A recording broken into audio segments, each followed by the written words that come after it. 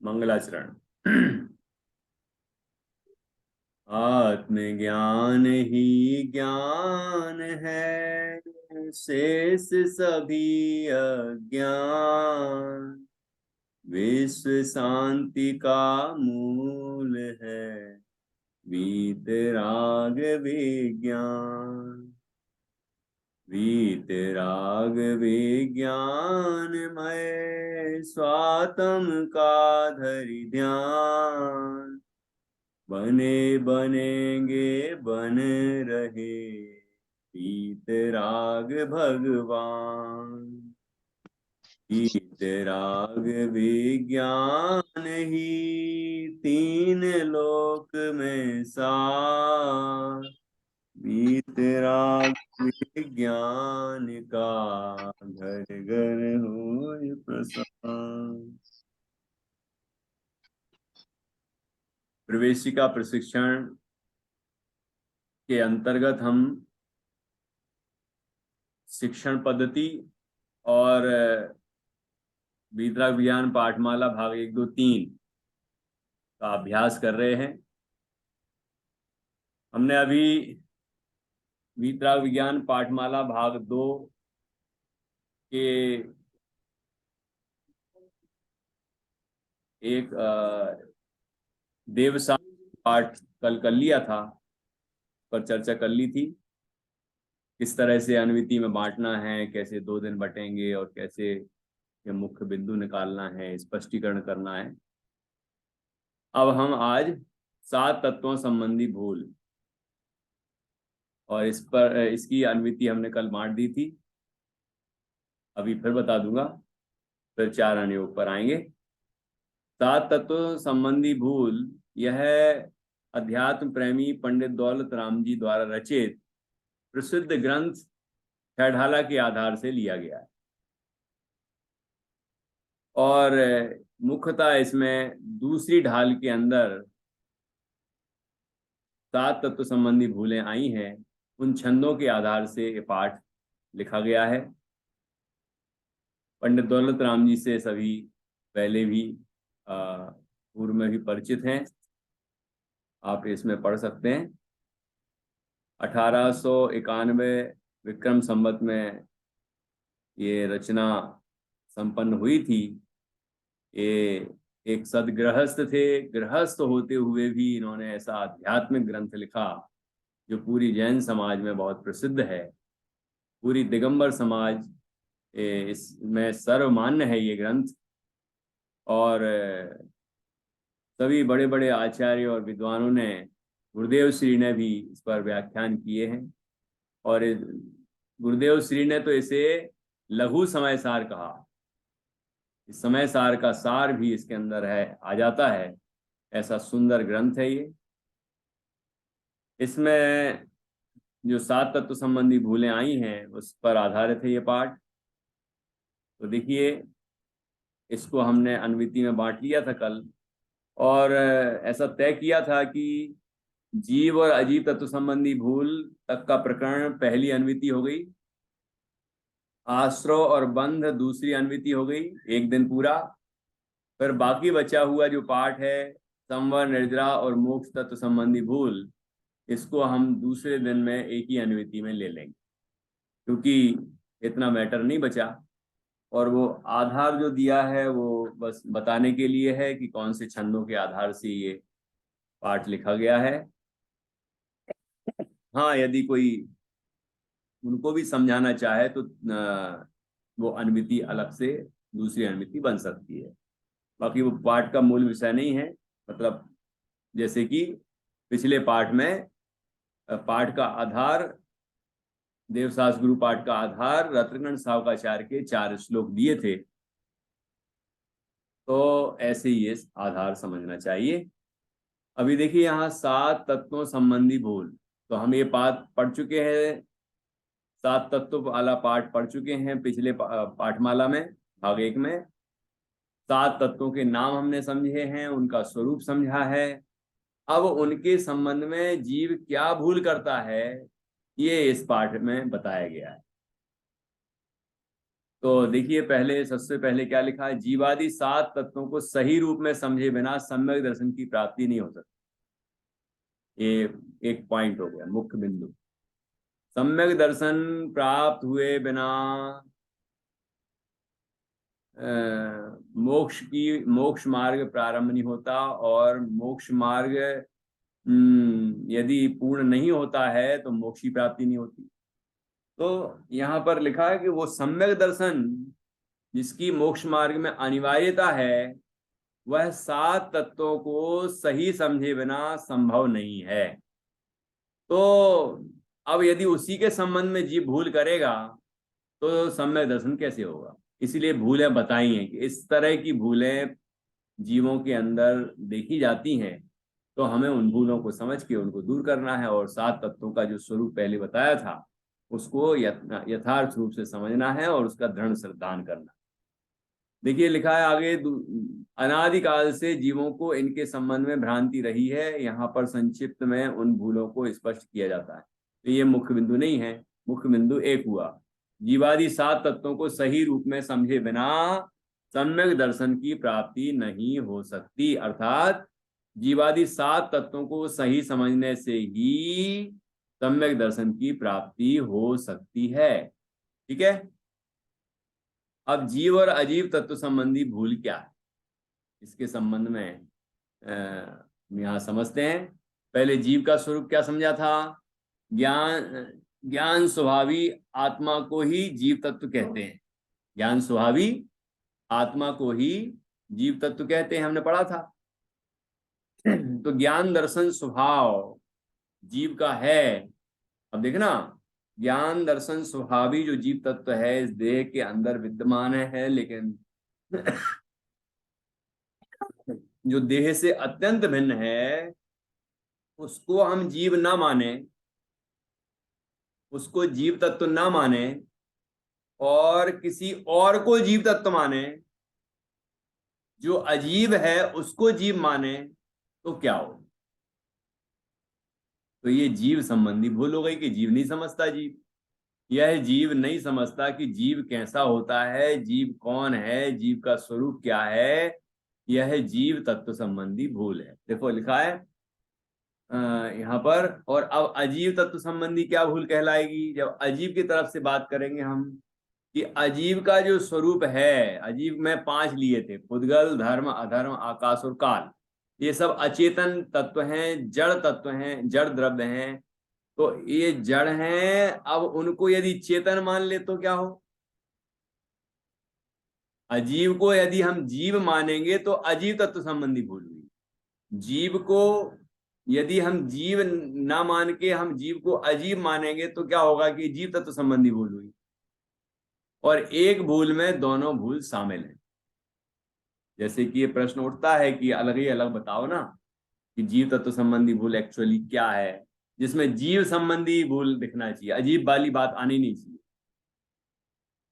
तो ये संभव नहीं है। ये बस इतना समझना है, जिस तरफ से चर्चा की है उस संबंधी भूल है। जैसे जैसे मौसम्बी और संतरा या नींबू, है ना, ये 2 चीजें ले लीजिए, मौसम्बी और संतरा। यदि मौसम्बी हरी हरी होती है गोल गोल, और संतरा भी जब नहीं, नींबू लेंगे अपन, बड़ा वाला नींबू भी आता ना, बड़ा नींबू होता है। तो नींबू और मौसम्बी का उदाहरण दिया जाता है, जो बड़ा वाला नींबू होता है। तो नींबू बच्चे को कहा कि जाओ बेटा संतरा वो मौसम्बी ले आओ, और वो नींबू ले आया, बड़े बड़े दिखे, वो नींबू उठा लाया। तो अब बताइए उसको नींबू संबंधी भूल हुई या मौसम्बी संबंधी भूल हुई? बताइए खुशी जी, आप बताइए। सर मौसम जो लाने को कहा था वो संबंधी भूल, वैसे तो दोनों संबंधी भूल है, हम्म लेकिन यहाँ पे जो अपेक्षा से आप पूछ रहे हैं तो जो लाने को कहा था वो उसे पता नहीं, इसलिए उस संबंधी भूल। बहुत अच्छा कि उसे कहा गया था मौसम्बी लाओ, लेकिन मौसम्बी नहीं लाया। मौसम्बी की समझ नहीं थी उसको, तो मौसम्बी की तरफ से हम बात करेंगे कि मौसम्बी को नहीं समझता वो, तो हम कहेंगे मौसम्बी संबंधी भूल है। और नींबू को मौसम्बी समझ लिया, अब एंगल बदल गया हमारा। नींबू को मौसम्बी समझ लिया तो ये नींबू संबंधी भूल हुई, ये नींबू नहीं समझता। ख्याल में आया कि नहीं आया? ऐसे ही यहां पर समझना है। जीव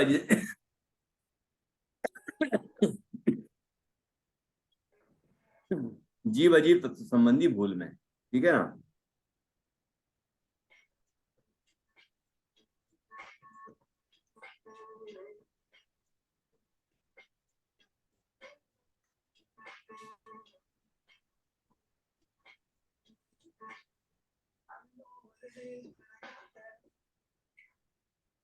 तो यहां पर देखिए, ऐसे ही यहां पर ये बताया गया है, इसलिए एक साथ ही ले लिया उसको, जीव और अजीब तत्व संबंधी भूल, क्योंकि अलग अलग लेते तो रिपीटेशन हो जाता है ना। देखिए आप पढ़ते हैं अपने, जीव का स्वभाव तो जानने देखने रूप ज्ञान दर्शनमय है, और पुद्गल से बने हुए शरीर आदि वर्ण गंध रस और स्पर्श वाले होने से मूर्तिक हैं। एक तो जीव की बात हो गई, फिर पुद्गल की बात हो गई। धर्म द्रव्य अधर्म द्रव्य काल द्रव्य और आकाश द्रव्य के अमूर्तिक होने पर भी जीव की परिणति इन सबसे जुदी है,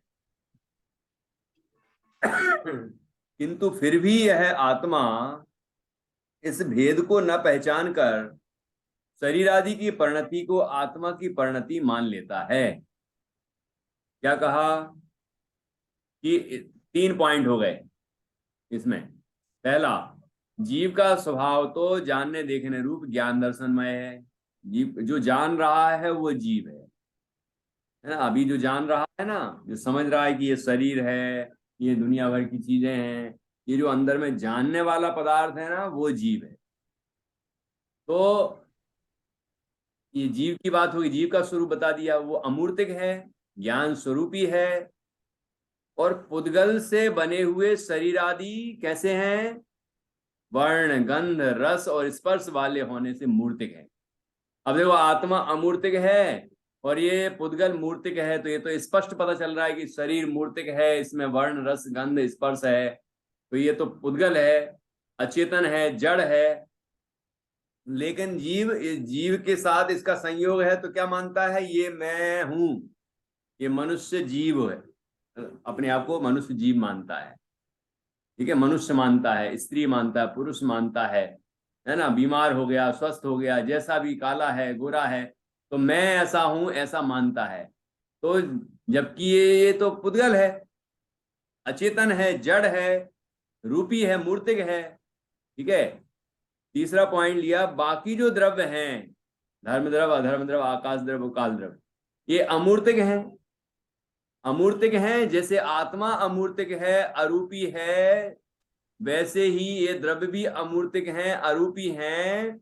लेकिन आत्मा है, जीव है, चेतन, और ये सब हैं अचेतन, जड़, ठीक है ना। तो इसलिए इनमें भिन्नता है, फिर भी जीव की परिणति इन सबसे जुदी है। जीव का स्वभाव इन अमूर्तिक द्रव्यों से भिन्न जाति का है, इससे जीव की इन सबसे भिन्न पहचान हो जाती है। 3 हो गए। चौथा पॉइंट है, फिर भी यह आत्मा इस भेद को न पहचान कर शरीर आदि की परिणति को आत्मा की परिणति मान लेता है। शरीर आदि की परिणति को आत्मा की परिणति मान लेता है। ये जो शरीर की अवस्था है, जैसी भी होती है, बीमार होता है, स्वस्थ होता है, सुंदर होता है ना, जिस पर्याय में होता है उस पर्याय को अपना मान लेता है। अपने ज्ञान स्वभाव को भूलकर शरीर की सुंदरता से अपने को सुंदरता से कुरूप मान लेता है, तथा उसके संबंध से होने वाले पुत्रादिक में भी आत्मबुद्धि करता है। शरीराश्रित उपदेश आदि और शरीर आश्रित उपवास आदि और उपदेश आदि क्रियाओं में भी अपनापन अनुभव करता है। देखिए, इसमें भी 2 पॉइंट हो गए कि एक तो यहां तक आत्मबुद्धि करता है इन सब में, दूसरा हो गया, ये जो बहुत महत्वपूर्ण बिंदु है, शरीर आश्रित उपवास आदि और उपदेश आदि क्रियाओं में भी अपनापन अनुभव करता। क्या अर्थ हुआ? शरीर के आश्रित उपवास आदि अर्थात जैसे भूखे रहे, हम भोजन ग्रहण नहीं किया हमने, ठीक है, तो उस क्रिया को क्या मानता है कि ये मेरी क्रिया है। मैंने उपवास किया, मैंने भोजन नहीं किया, मुझे भूख लगी थी लेकिन मैंने भोजन ग्रहण नहीं किया, ठीक है। मैं देखो एक दिन भोजन नहीं किया तो कमजोर हो गया, लेकिन फिर भी मैंने भोजन नहीं किया, तो कौन कौन कमजोर हो गया? किसने भोजन नहीं किया? कौन भोजन ग्रहण करता है ना? ये बात भूल गया कि मैं तो इन सब पुद्गलों से भिन्न, भोजन भी पुद्गल है ना, उस पुद्गल को ग्रहण कर ही नहीं सकता, मैं ज्ञान स्वरूप तत्व हूं, अमूर्तिक हूं, ये भूल गया। और शरीर को शरीर के आश्रित जो उपवास की प्रक्रिया है और भोजन ग्रहण नहीं करने की प्रक्रिया है, उस सबको ही अपनी क्रिया माना। और उपदेश आदि क्रियाओं में भी अपनापन अनुभव करता है कि मैंने कितना बढ़िया उपदेश दिया, मेरी वाणी कितनी वजनदार है, प्रभावशाली है, या मधुर है, मीठी आवाज है मेरी, इत्यादि। किसकी है वो? है, मैंने उपदेश दिया, ऐसे हाथ हिलाए, ऐसे ऐसे उपदेश दिया और ऐसे ऐसे उपदेश दिया और सब प्रभावित हो गए और सब बिल्कुल तालियां बजाने लगे और पता नहीं क्या क्या। तो ये क्रिया किसकी हुई थी? ये सोचता है कि मेरी क्रिया है, जबकि ये तो शरीर की क्रिया है, ठीक है ना। तो शरीर आश्रित उपदेश आदि उपवास आदि और उपदेश आदि क्रियाओं में भी अपनापन अनुभव करता है। शरीर की उत्पत्ति से अपनी उत्पत्ति मानता है और शरीर के बिछुड़ने पर अपना मरण मानता है। यही इसकी जीव और अजीव तत्व के संबंध में भूल है। देखो, दोनों भूलें इकट्ठी लिखी। अब यहां निष्कर्ष निकाल दिया, जीव को अजीव मानना जीव तत्व संबंधी भूल है और अजीव को जीव मानना अजीव तत्व संबंधी भूल है। जीव को अजीव मानना, जीव चेतन है लेकिन इसको जड़ मानना, शरीर मानना, शरीर की क्रियाओं को अपनी क्रियाएं मानना। अब अजीव को जीव मानना, अजीव जो है ना शरीर, शरीर को जीव मानना, ये मनुष्य जीव, पंचेंद्रिय जीव, ये जो दिख रहा है ये जीव है, ये सारे जीव हैं। जीव व्यवहार नए से कहे गए हैं क्योंकि जीव के संयोग से उस इंद्रिय वाले को, शरीर वाले को जीव कह दिया है, लेकिन वो व्यवहार नए से कहा है। ऐसा मान मत लेना, क्योंकि वो शरीर है, वो इंद्रियां हैं, है ना, वो द्रव्येंद्रियां हैं, पुद्गल है, तो पुद्गल जीव नहीं हो सकता, ठीक है। तो यहाँ जीव को अजीव मानना जीव तत्व संबंधी भूल है और अजीव को जीव मानना अजीव तत्व संबंधी भूल। इस तरह से यहाँ समझना चाहिए। ऐसे कोई भी सिमिलर चीजों को उदाहरण में हम ले सकते हैं। एक संबंधी भूल होती है तो दूसरे संबंधी भूल भी होती है, ठीक है। अब आइए आश्रव तत्व संबंधी भूल, ठीक है। प्रभा जी, आप प्रभा जी हैं कि नहीं है? लग तो नहीं है प्रभा जी थी, है ना? आप प्रभा जी है ना? मैं तो जीव हूँ। हाँ, क्या बात! भावासन परक व्याख्यान, प्रश्न उत्तर पास हो गई आप। लेकिन अब यही इसको ही फाइनल में अपनी, रख लेना आप। इसको ही अपनी श्रद्धा का विषय हम सबको बनाना है। मतलब जवाब तो बिल्कुल सही दिया, ऐसी ही हमारी परिणति बने। ये जो शरीर है, एक पूजन में आया, जैसा भी शरीर पाया उस शरीर को अपना समझा, भेद विज्ञान नहीं पाया।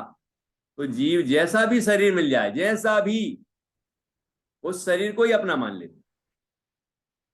कोई काने और लूले लंगड़े या जो भी व्यक्ति हो ना, उसको भी कहो कि ये शरीर छोड़ दो भैया, पुण्य करो, भेद ज्ञान करो, ऐसा करो, तुम्हें फिर त्याग करो, तपस्या करो तो तुम्हें अगले स्वर्ग में जाओगे, तो तुम्हें अच्छा शरीर मिलेगा।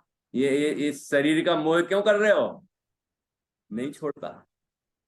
अरे जब वो जो कीड़ा बन गया था ना, लाल रंग का कीड़ा, एक राजा, तो जब राजा कीड़ा बनने वाला था तब तो कितनी बातें दे रहा था, बेटे आज्ञाकारी बेटे हो तुम, मुझे मार देना, लाल रंग का कीड़ा जैसे ही दिखे तुम उसको मार देना, क्योंकि मैं ऐसी पर्याय में कैसे रहूंगा। और जब बन गया तब वो जब जब मारने पहुंचता वो भाग जाता, अंदर घुस जाता गटर में। तो मुनिराज ने कहा कि ये जीव, संसारी जीव जिस पर्याय में जाता है उस पर्याय में ही तन्मय हो जाता है, उसको ही अपना मानने लग जाता है कि मैं तो लाल रंग का कीड़ा हूं, यही मानने लग गया वो, और मैं मर ना जाऊं ऐसा सोचने लग गया। वो सोचने लग गया मतलब ऐसा मानने लग गया, ठीक है, क्योंकि कीड़ा वो जिस जिस तरह का कीड़ा है तो वो उसके मन तो होगा ही नहीं, है ना। तो वो लेकिन पूर्व के संस्कार से ऐसे ही करता है। और उस हर जीव जो भी संसारी जीव होगा वो दुख से भागता है और सुखी होना चाहता है, ठीक है ना। तो वो भागता है, मौत से घबराता है। तो इसलिए ये जीव जिस शरीर में आता है उस शरीर को अपना मानता है।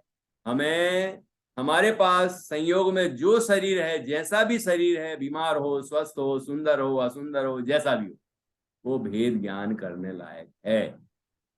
उससे भिन्न मैं शुद्ध चैतन्य आत्मा हूं, ऐसा अनुभव करने लायक, तभी ये जीव अजीव तत्व संबंधी भूल दूर होगी। अब देखिए आश्रव तत्व संबंधी भूल। आश्रव क्या बताया था? आश्रव तत्व का स्वरूप क्या बताया था? कि आत्मा में रागादि भावों की उत्पत्ति होना ही भावाश्रव है, और उसके निमित्त से जो ज्ञानावरणादि कर्म आते हैं उसको द्रव्याश्रव कहते हैं। अब यहाँ क्या बताया देखिए कि राग द्वेष मोह आदि विकारी भाव प्रकट में दुख को देने वाले हैं, पर यह जीव इन्हीं का सेवन करता हुआ अपने को सुखी मानता है। कहता है कि सुभराग तो सुखकर है, उससे तो पुण्य बंद होगा, स्वर्गाधिक सुख मिलेगा, पर यह नहीं सोचता कि जो बंध का कारण है वह सुख का कारण कैसे होगा। तथा पहली ढाल में तो साफ ही बताया है कि स्वर्ग में सुख कहाँ, जब संसार में सुख है ही नहीं तो मिलेगा कहां से। अतः जो शुभाशुभ राग प्रकट दुख का देने वाला है उसे सुख कर मानना ही आश्रव तत्व संबंधी भूल है। देखो, दुख कर हैं उनको सुख कर मानना भूल है। जब जब मोह राग द्वेष पैदा होते हैं तो आकुलता होती है कि आनंद होता है, ये बता दो। आकुलता होती है ना। अब आकुलता स्वरूप तत्व को हम निराकुलता स्वरूप मानेंगे तो भूल हो गई ना। जैसे पत्थर तप रहा है बिल्कुल गर्म है एकदम, और हम उस पे जाके बैठ जाएं, क्या होगा? तकलीफ होगी कि नहीं होगी? अब वो है तो दुखकारी, लेकिन हम उसको सुखकारी मान लें तो क्या होगा? तो हमारे मानने से क्या वो सुखकारी हो जाएगा? मान लो मैं मानूं नहीं, मुझे तो बहुत धूप अच्छी लगती है, गर्म शिला पे बैठना बैठना अच्छा लगता है, मैं तो जाके बैठूंगा ही, मुझे तो आनंद आएगा, तो बैठ जाओ। और जैसे ही बैठा वो जल गया, वो तो अपना काम करेगी ना, आग तो अपना काम करेगी कि नहीं करेगी। ये आग बड़ी सुंदर दिख रही है, ये लौ जल रही है ना, दीपक की लौ बड़ी सुंदर जल रही है, तो जरा उसको छू के देख लें। तो छुएंगे तो क्या होगा? आनंद आएगा कि जल जाएंगे? वो पतंगा वो पतंगा आता है और दीपक की लौ को छूने का प्रयास करता है, पास से देखना चाहता है, और जैसे ही उसके पास आता है और जल के उसी में नष्ट हो जाता है। तो जो चीज हमें सुखकारी लग रही है और वो है नहीं सुखकारी, तो सुखकारी हो कैसे जाएगी? और इस मान्यता से हमें दुखी ही होगा, तकलीफ ही होगी। तो रागादि विकारी परिणाम, क्रोध, मान, माया, लोभ, जितने भी विकार उत्पन्न होते हैं हमारे अंदर, विकृतियां पैदा होती हैं, ये सब दुखरूप हैं। इन दुखरूप भावों में सुख मानना वह आश्रव तत्व संबंधी भूल। ये कैसे सुख मानते होंगे मिताली जी, कैसे सुख मानते होंगे? जब दुख रूप है तो दुख रूप ही मानेगा ना, लेकिन दुख रूप को सुख रूप कैसे मानेगा? हमें तो साफ साफ समझ में आ रहा है, वो गरम से लाए, उस बैठेंगे तो जल जाएंगे, ये आग है उसमें उंगली डालेंगे तो जल जाएंगे, है ना। ये आश्रव क्रोध मान माया लोभ विकारी परिणाम है, ये दुख रूप है, बड़ी तकलीफ होती है, इसलिए हम इनको करेंगे तो दुखी होंगे। तो फिर जब दुख रूप है ये, तो यहाँ क्यों लिखा कि दुख रूप को सुख रूप मानना आश्रव तत्व संबंधी भूल है? हम दुख रूप ही तो मानते हैं, कोई ऐसा चाहते ही नहीं कि मैं क्रोध करूं। विश्व का कोई व्यक्ति ऐसा होगा क्या जो कहेगा मुझे तो गुस्सा करना अच्छा लगता है? नहीं, वो कहता है कि भैया गुस्सा का करूं, गुस्सा बहुत आ जाता है, लेकिन गुस्सा करना नहीं चाहिए, है ना। क्रोध मान माया लोभ ये भी विकारी परिणाम है, अजैन भी होगा तो वो कहेगा बेकार चीज है, नहीं करना चाहिए। अब लेकिन यहाँ क्यों लिखा कि जो दुख कर है, दुख देने वाला है, उसको सुख कर मानता है? ये कैसे? अरे सुख कर है ये ऐसे मानता है कि वही करता है ना, दुख कर है ये समझे और ना करे। अच्छा, दूसरी बात, ये दुख कर हैं तो तो सुख कर भाव कौन सा है, सुखदायक भाव कौन सा है? वो करे, लेकिन वो नहीं करता और ये ही करता है, इसका मतलब क्या? यदि वो समझता है कि ये दुखदाई भाव है, ये हमें नहीं करना चाहिए, तो सुखदाई भाव जो हो भेद विज्ञान और वैराग्य, वो भाव करने चाहिए, लेकिन वो तो करता नहीं, और यही रागादि का सेवन करता रहता है। रागादि प्रकटे दुख दैन तिन्ही को सेवत गिनत चैन, और इनमें ही सुख मानता रहता है। क्या कहता है? अब इस पे भी आ जाए अपन कि क्या कहता है, ये कैसे सुख मानता है इनमें? भैया संसार है, क्रोध तो करना ही पड़ेगा, है। घर में यदि गुस्सा नहीं करेंगे तो बच्चे अनुशासन में कैसे रहेंगे? क्लास में यदि गुस्सा नहीं करेंगे तो बच्चे अनुशासित कैसे रहेंगे? और ना कोई बड़ा बुजुर्ग व्यक्ति हो और उसके घर में बहू भी हो, तो वो कहते ना कि खांसते खकारते जाएंगे तो वो बहू सावधान हो जाएगी, है ना। दादा तो उदाहरण देते थे कि नहीं? तो ऐसे ही ये सोचता है कि गुस्सा करेंगे तो अनुशासन होगा। गुस्सा करने से अनुशासन नहीं होता। पंडित साहब का वचन है कि तेज बोलने से और गुस्सा करने से हमारा प्रभावहीन हो जाता है, मतलब उल्टा असर पड़ता है। हम सोचते प्रभावशाली बनते हैं, जबकि प्रभावहीन हो जाते हैं, ठीक है ना। तो ये जैसे क्रोध किया, ऐसी मान, भाई मैं सेठ हूं, राजा हूं या जो भी हूं, तो ऐसे अकड़ के तो बैठना ही पड़ेगा, नहीं तो लोग हमारी मानेंगे कैसे?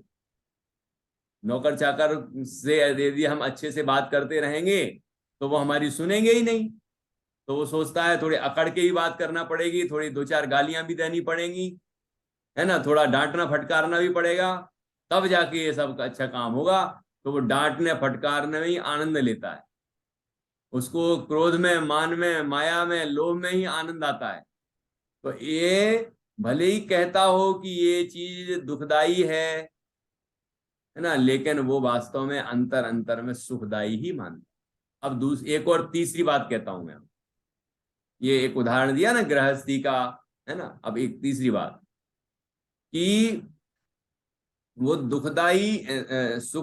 दुखदाई होने पर भी सुखदाई मानता है, इसका तात्पर्य क्या? इसका तात्पर्य कि जब तेज गुस्सा आता है तब दुखदाई मानता है उसको, या गुस्सा जब शांत रहता है तब दुखदाई मानता है? क्रोध मान माया लोभ आदि जो विकारी परिणाम हैं, ये जब तीव्र होते हैं तब जीव को दुख लगता है, या जब ये मंद होते हैं तब भी दुख लगता है? बताइए। तब तो आनंद, तब अच्छे लगते हैं ना। मतलब जैसे कोई कहता है ना, आपने सुना होगा सबने कि भैया पंडित जी बहुत गुस्सा आता है, बहुत तकलीफ होती है, मैं तोड़ फोड़ भी कर देता हूँ, पता नहीं गाली गलौज भी कर देता हूँ, ऐसा नहीं होना चाहिए। आप बताइए कृपा करके कि जब मुझे तेज गुस्सा आए तो मैं क्या करूं? क्या बोलता है प्रभा जी? जब मुझे तेज गुस्सा आए तब मैं क्या करूं? ये नहीं कहता है कि अभी मैं क्या करूं कि गुस्सा ही ना आए, ऐसा है क्या? तो उसे तीव्र क्रोधाधिक विकारी परिणामों में दुख लगता है, मंद क्रोधाधिक में दुख नहीं लगता है। यही भूल है। मतलब अशुभ भावों में दुख लगता है, शुभ भावों में तो अच्छा लगता है। तीव्र कषायों में तो दुख लगता है, लेकिन मंद कषायों में सुख लगता है। यही इसकी आश्रव तत्व संबंधी भूल है। आश्रव तो चाहे वो अशुभ हो या शुभ हो, सब प्रकार के आश्रव हे हैं, छोड़ने योग्य हैं, लेकिन इसे कोई आश्रव अच्छा लगता है, कोई बुरा लगता है। भाई ये भूल है। ख्याल में आया कि नहीं आया? जैसे नदी का तीव्र प्रवाह हो, टोडरमल जी ने उदाहरण दिया मोक्ष मार्ग प्रकाशन में, तो बड़े से बड़ा तैराक होगा तो बहता ही चला जाएगा। लेकिन जब मंद प्रवाह आएगा और वहां यदि वो संतुष्ट हो जाए और हाथ खड़ा कर दे, वाह वाह वाह बहुत बढ़िया, बहुत अच्छा, तो क्या होगा? वहीं डूब जाएगा।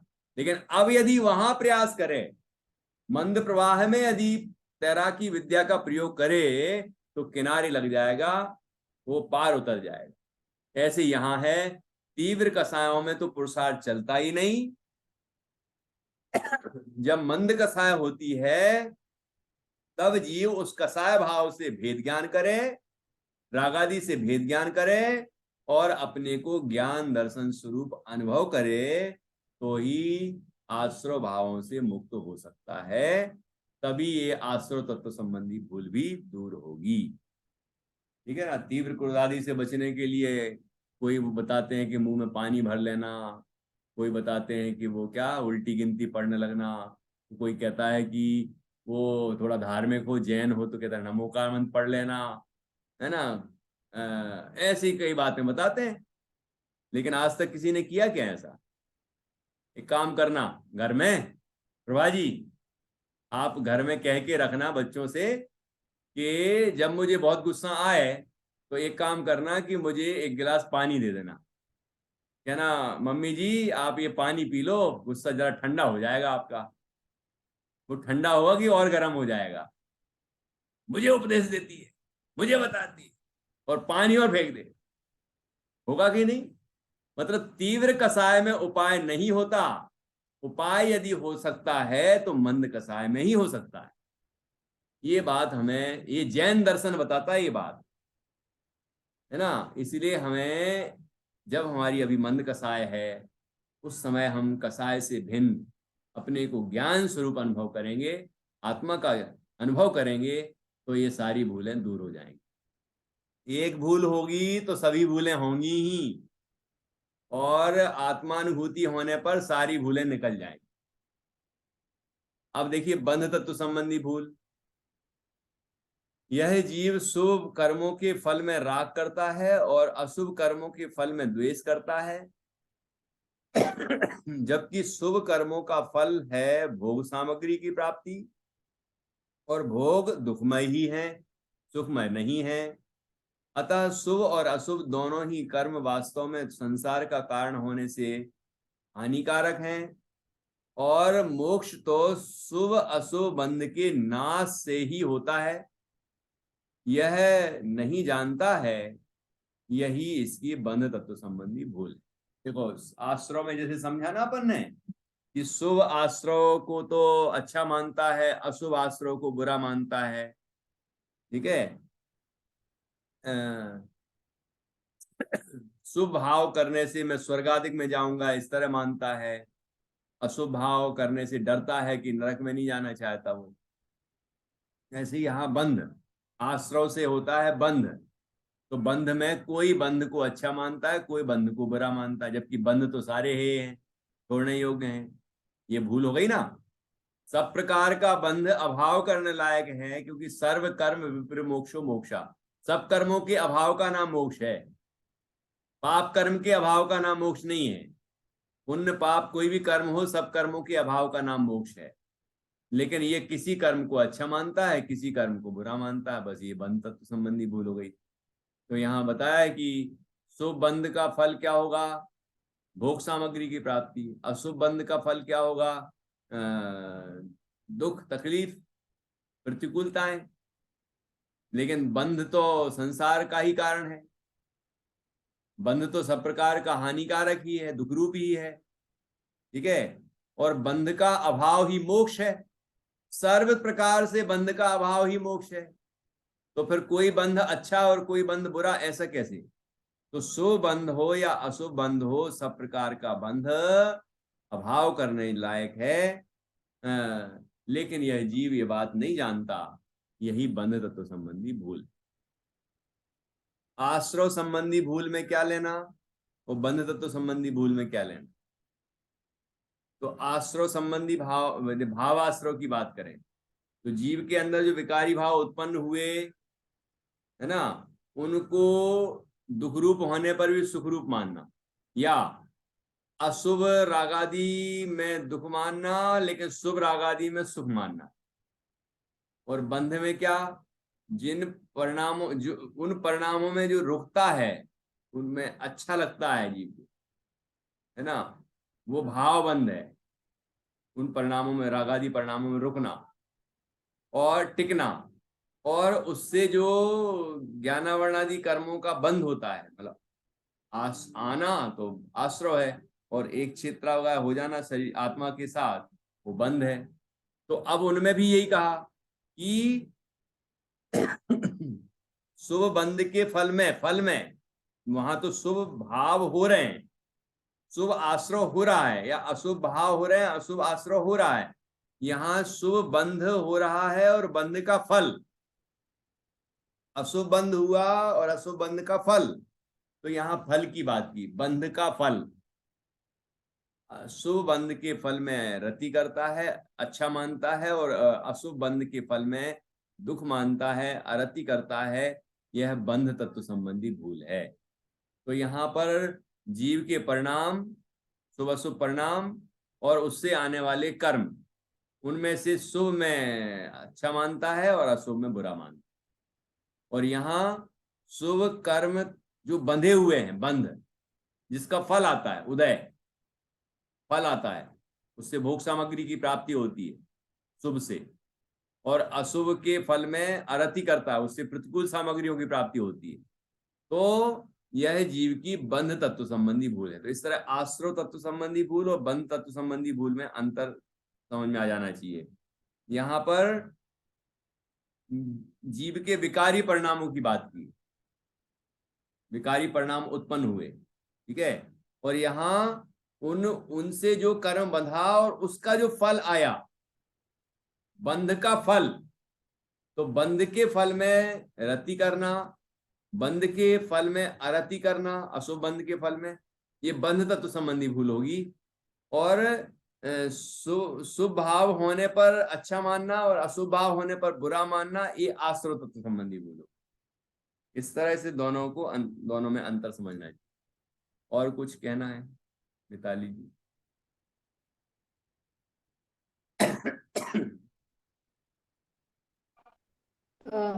भैया मुझे थोड़ा सा अभी भी आश्रव बंध में कंफ्यूजन ही है। आप एक बार मतलब बिल्कुल क्लियरली दोनों का फर्क कैसे बता दीजिए, दोनों का अंतर। देखो, आश्रव में क्या लिया है, ये तो स्पष्ट है कि आश्रव में आना और बंध में बंधना। तो आने में जो अशुभ आया तो उसको अच्छा नहीं माने, द्वेष करता है, अरति करता है। शुभ आया तो उसमें रस आता है, अच्छा लगता है। अब बंध, जो बंधा हुआ है आश्रव से, जो बंधा हुआ है, बंध जो कि ऐसा बंध है जिसका फल अनुकूलता देने वाला हो। तो पुण्य बंध का फल आया, बड़ा खुश होता है। पाप बंध का फल आया, बड़ा दुखी होता है। तो पुण्य बंध के फल में अच्छा मानता है, पाप बंध के फल में बुरा मानता है। ये बंध तो संबंधी भूल हो गई। मतलब ये कि जो आ रहे हैं भाव या कर्म भी, उनमें से शुभ अशुभ का भेद करता है, और अशुभ को बुरा मानता है, शुभ को अच्छा मानता है। तो वास्तव में तो शुभ हो या अशुभ हो, कोई भी राग आदि हो तब दुख रूप ही है, लेकिन उनमें से कोई को अच्छा मानता, कोई को बुरा मानता, जबकि सारे दुख रूप हैं। इसलिए सीधी लाइन लिखी, रागादि प्रगट ये दुख देन, तिन्ही को सेवत गिनत चैन। अब यहाँ पर बंध वाले में क्या है कि बंध में शुभ बंध और अशुभ बंध यहाँ भी है, पुण्य बंध और पाप बंध। तो पुण्य बंध को अच्छा मानता है, पाप बंध को बुरा मानता है, क्योंकि पुण्य बंध का फल अनुकूल संयोग होते हैं और पाप बंध का फल प्रतिकूल संयोग होते हैं। तो अनुकूल संयोग देने वाला जो पुण्य बंध है उसको अच्छा मानता है, प्रतिकूल संयोग देने वाला जो पाप बंध है उसको बुरा मानता है। जबकि बंध तो कोई भी हो, पुण्य हो या पाप हो, सब अभाव करने लायक है ना। तो इस तरह से दोनों में ये अंतर है। और प्रभा जी कुछ कहना चाह रही हैं? नहीं, मैं तो एक्चुअली आपने बता दिया, मैं उस टाइम बस वही डिफरेंस ही समझा बहुत अच्छा। चलिए, हमारे विद्यार्थी, छात्र, अध्यापक इतने होशियार हैं कि वो भी जानते कि इस प्रश्न का समाधान कैसे करना है। बहुत अच्छी बात। चलिए आगे देखिए, संवर तत्व संबंधी भूल। अब ये जब मैंने आश्रव और बंध की बताई तो संवर निर्जरा की थोड़ी थोड़ी झलक तो आई गई, मोक्ष की भी आई गई। देखो संवर तत्व संबंधी भूल में क्या बताया, आत्मज्ञान और आत्मज्ञान सहित वैराग्य संवर है। आत्मा का ज्ञान क्या है? संवर, वेद विज्ञान भी कहते हैं। और आत्मज्ञान सहित वैराग्य, वो भी संवर। अच्छा बताओ, राग का उल्टा क्या होता है? राग का उल्टा क्या होता है? प्रभा जी बताएंगे। What is the opposite of वीतराग। राग? है वीतराग या वीतराग। द्वेष, अब पता नहीं आप किस अपेक्षा से पूछ रहे हैं। अच्छा, ज्योत्सना जी आप भी वीतराग कह था। रही हैं वीतराग। वीतराग था। हाँ, राग का उल्टा द्वेष नहीं होता नहीं, है? राग द्वेष, शुभ अशुभ, अच्छा बुरा। तो राग का बट उल्टा द्वेष वीतरागता को भी तो ले सकते हैं, दोनों है। ही। वीतरागता भी तो उल्टा होता है राग का। अच्छा, मतलब द्वेष भी हो सकता है, लेकिन वीतराग भी होता है। नो नो, द्वेष एक्चुअली वो तो एक सिक्के के पहलू की तरह हो गए ना। जब हम किसी से राग करेंगे तो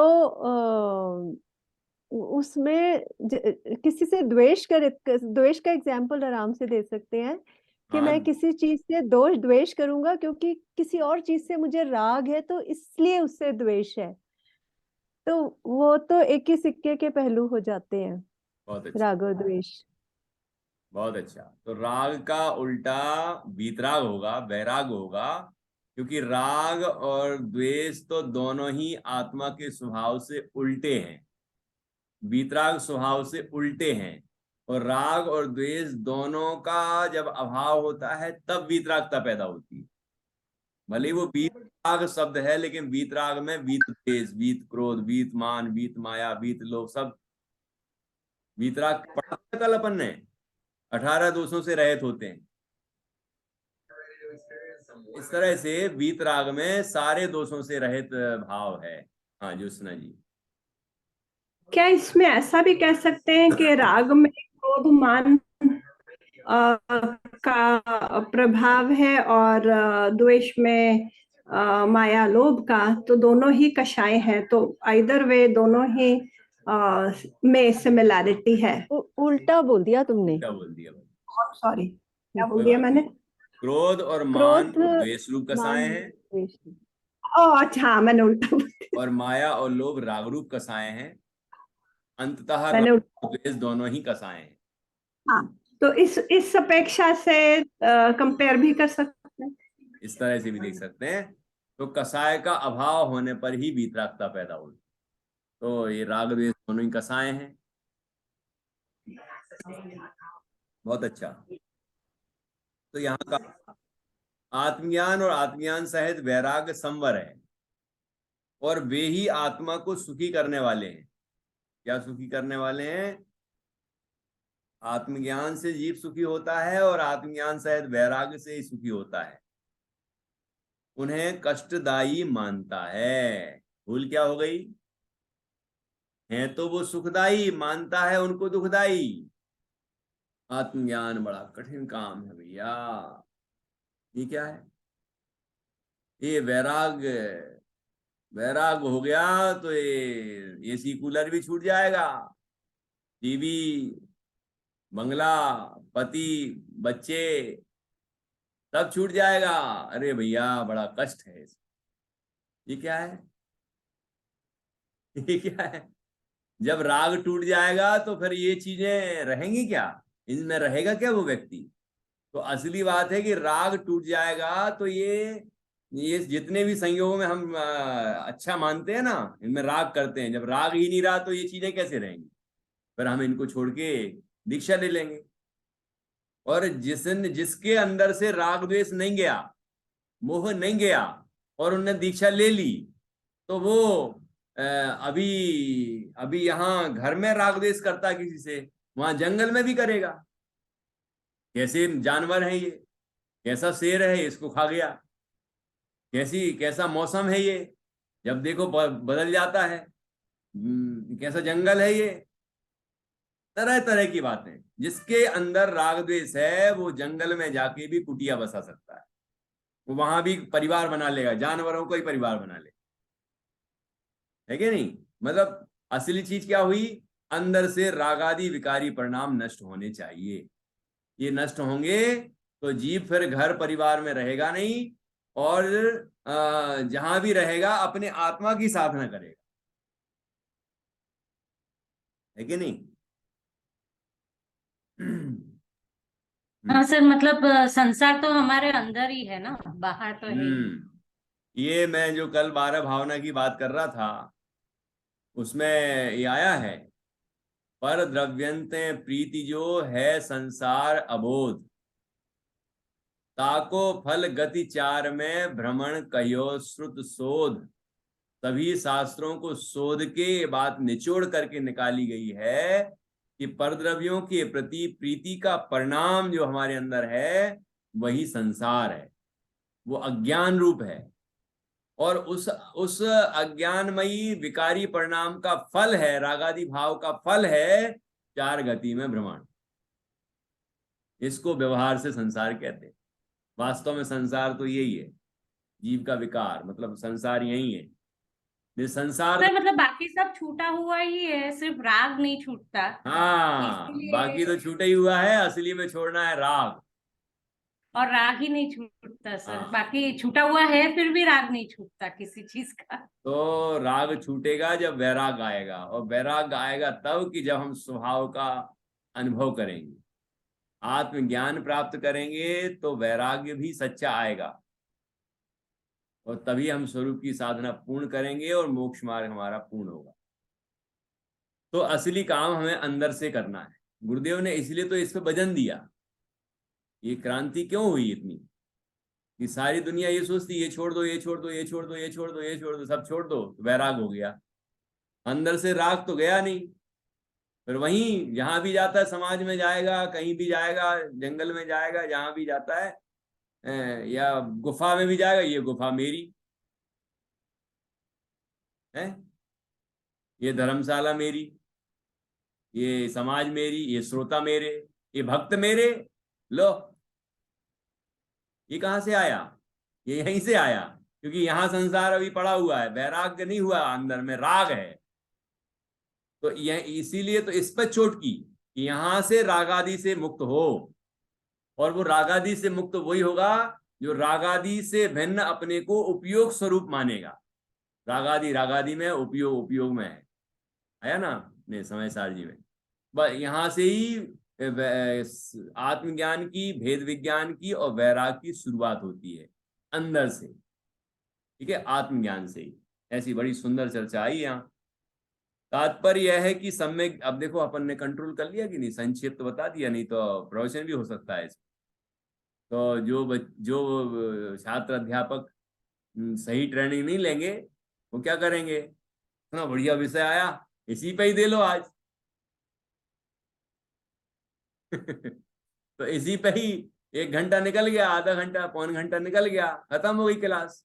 लेकिन चैप्टर कब खत्म होगा? तो हमारा एक पाठ्यक्रम है, हमने जो बनाया है पाठ्यक्रम, कि वो कितने दिन में खत्म होना चाहिए, कितने दिन में हमें पूरा करना अपना टारगेट, तो विस्तार कितना देना है। अथवा एक बात और महत्वपूर्ण, ये तो जरूरी, ये तो बात हो गई कि सिलेबस पूरा करना है, स्कूलों में भी यही हो रहा है। लेकिन बात यह है कि जो हमारे सामने बच्चे बैठे हैं वो इतना विस्तार से, इतनी गहराई से समझेंगे कि नहीं समझेंगे, वो भी तो हमें समझना पड़ेगा ना। अभी तो आप लोग बैठे हैं इसलिए मैंने इतना कह दिया, लेकिन जैसे छोटे बच्चे रहते तो इतना, हमने जैसे कहा उपयोग में उपयोग है, रागादि में रागादि, तो वो समझेंगे क्या? आपने समझा हुआ है कि समय सार जी की एक संवर अधिकार में 181, 82, 83 गाथा में आया है, तो मैंने हिंट्स दे दिया आपको, है ना। लेकिन बच्चों के सामने इतना यदि बोल दिया मैंने तो वो कहें क्या क्या कह रहे हैं, रागादि में रागादि, उपयोग में उपयोग है, ये क्या है ये? उनको तो पूरा डिटेल में समझाना पड़ेगा। इसलिए हमें वो शब्द चयन भी बहुत ध्यान से करना पड़ता है, किसके सामने हम बोल रहे हैं, कौन सी बात छेड़ देंगे तो वो क्या होने वाला है, टाइम कहाँ जाएगा, उसका ध्यान भी रखना पड़ता है। चलिए अभी अपन आगे बढ़ते हैं। तो अब है तो आत्मज्ञान और वैराग्य आनंददायी, लेकिन मानता है उनको कष्टदायी। तात्पर्य यह है कि सम्यक ज्ञान की प्राप्ति और वैराग्य की प्राप्ति कष्टदायक है, ऐसा मानता है। यह उसे पता ही नहीं कि ज्ञान और वैराग्य की प्राप्ति आनंदमय होती है, कष्टमयी नहीं। उससे उन्हें कष्ट देने वाला मानना ही संवर तत्व संबंधी भूल है। अब किसी को यदि वैराग्य हुआ हो संसार शरीर भोगों से, तो वो कैसे बैठेगा और कैसा व्यवहार करेगा और कैसे उसके शरीर पर या चेहरे पर कैसे भाव दिखेंगे, टेंशन के दिखेंगे क्या, तनाव के और खिंचाव के दिखेंगे क्या, है कि वो तो पता नहीं, नहीं नहीं नहीं इस तरफ देखना ही नहीं, इस तरफ ऐसे करना ही नहीं, इस तरह करेगा क्या, ऐसे मुंह मोड़ लो। मतलब इसके अंदर अभी राग गया नहीं है, कसाय नष्ट हुई नहीं है, इसीलिए कोई भी चीज देखता है वो अंदर विकृत हो जाता है ना, वो चीजों से भागता है। ठीक है ना। ये नहीं कह रहे हैं कि हमारे यहाँ जो 9 बाड़ें बताई हैं उसका हमें पालन नहीं करना है, पालन तो करना है, लेकिन वो भागता भी नहीं है। मुनराज आहार के निकलते हैं तो सभी होते हैं वहां उपस्थित, लेकिन कोई विकार नहीं होता उनको, क्योंकि अंदर में वैराग आया है, आत्मज्ञान हुआ है उनको, राग अंदर से टूट गया है। ठीक है ना। ऐसी सुंदर चर्चा यहाँ की है। वो आनंदमयी भाव है, कितना आनंद होगा जिन साधकों को आत्मज्ञान होगा, वैराग होगा, कैसे आनंदमय रहेंगे वो, है ना। लेकिन ये मिथ्या दृष्टि जीव उनको आनंददायी नहीं मानता, उन्हें कष्टदायी मानता है। ये संवर तत्व संबंधी भूल है। अब निर्जरा तत्व संबंधी भूल क्या है? आत्मज्ञान पूर्वक इच्छाओं का अभाव ही निर्जरा है। रोके न चाहे निज शक्ति खोए, आया कि नहीं? और वही आनंदमय है। उसे न जानकर और अपनी एवं आत्म शक्ति को भूलकर इच्छाओं की पूर्ति में ही सुख मानता है और इच्छाओं के अभाव को सुख नहीं मानता है। यही इसकी निर्जरा तत्व संबंधी भूल है। यहाँ मुख्य बिंदु समझना है, इच्छाओं के अभाव में सुख है, लेकिन ये सोचता है कि इच्छाओं की पूर्ति में सुख मिलेगा, और पूर्ति तो कभी हो ही नहीं सकती। आज तक किसी की इच्छाओं की पूर्ति हुई है क्या? कभी नहीं हुई, है ना। पद्म पुराण जी में आया है, जब अनंत रथ और दशरथ के पिता दीक्षा लेने जा रहे थे तो उनने अपने अनंत रथ को राज तिलक करना चाहा। वो कहा ये राजभार अब तुम संभालो और तुम्हारी कोई इच्छा हो तो बोलो। तो बोले अब तो मेरी यही इच्छा है कि मैं भी आपके साथ ही चलूं।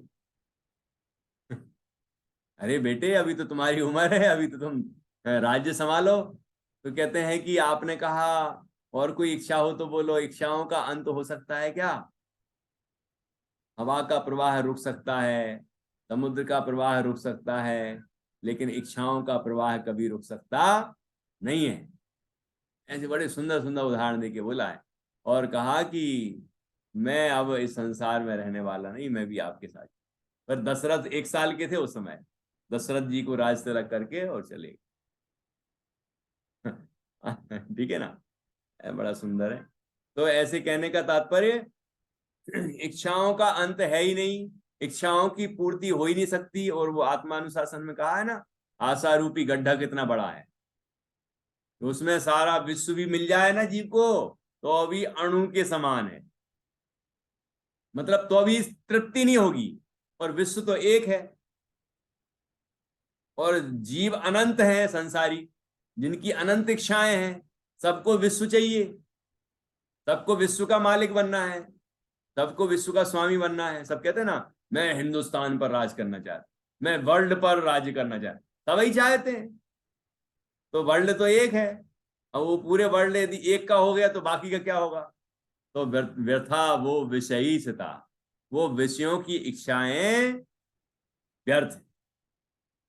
अंत में आचार्य ने लिखा ना, तो ये बात यहां भी है। लेकिन ये जीव क्या सोचता है कि इच्छाओं की पूर्ति में ही सुख मिलेगा, जबकि इच्छाओं के अभाव में ही सुख है। और ये इच्छाओं के अभाव में सुख नहीं मानता, इसलिए इच्छाओं का अभाव नहीं करता, नहीं करना चाहता। लिखा है, आत्मज्ञान पूर्वक इच्छाओं का अभाव ही निर्जरा है। इच्छा निरोधः तपः तपसा निर्जरा च, और वही आनंदमय है। उससे न जानकर एवं आत्मशक्ति को भूलकर इच्छाओं की पूर्ति में ही सुख मानता है। आत्मशक्ति क्या है? आत्मशक्ति ये है कि जीव इच्छाओं को जीत सकता है, मतलब इच्छाओं का अभाव कर सकता है, इच्छाएं उत्पन्न ही ना हो ऐसा उपाय कर सकता है। जीव आत्मज्ञान करेगा, आत्म स्वरूप में मग्न होगा तो इच्छाएं पैदा ही नहीं होंगी। तो ये शक्ति जीव में है, लेकिन जीव अपनी शक्ति को पहचानता नहीं और इच्छाओं की पूर्ति में ही लगा रहता। इच्छाओं की पूर्ति में ही सुख मानता है और इच्छाओं के अभाव को सुख नहीं मानता है। यही इसकी निर्जरा तत्व संबंधी भूल है। मोक्ष तत्व संबंधी भूल, मुक्ति में पूर्ण निराकुलता रूप सच्चा सुख है?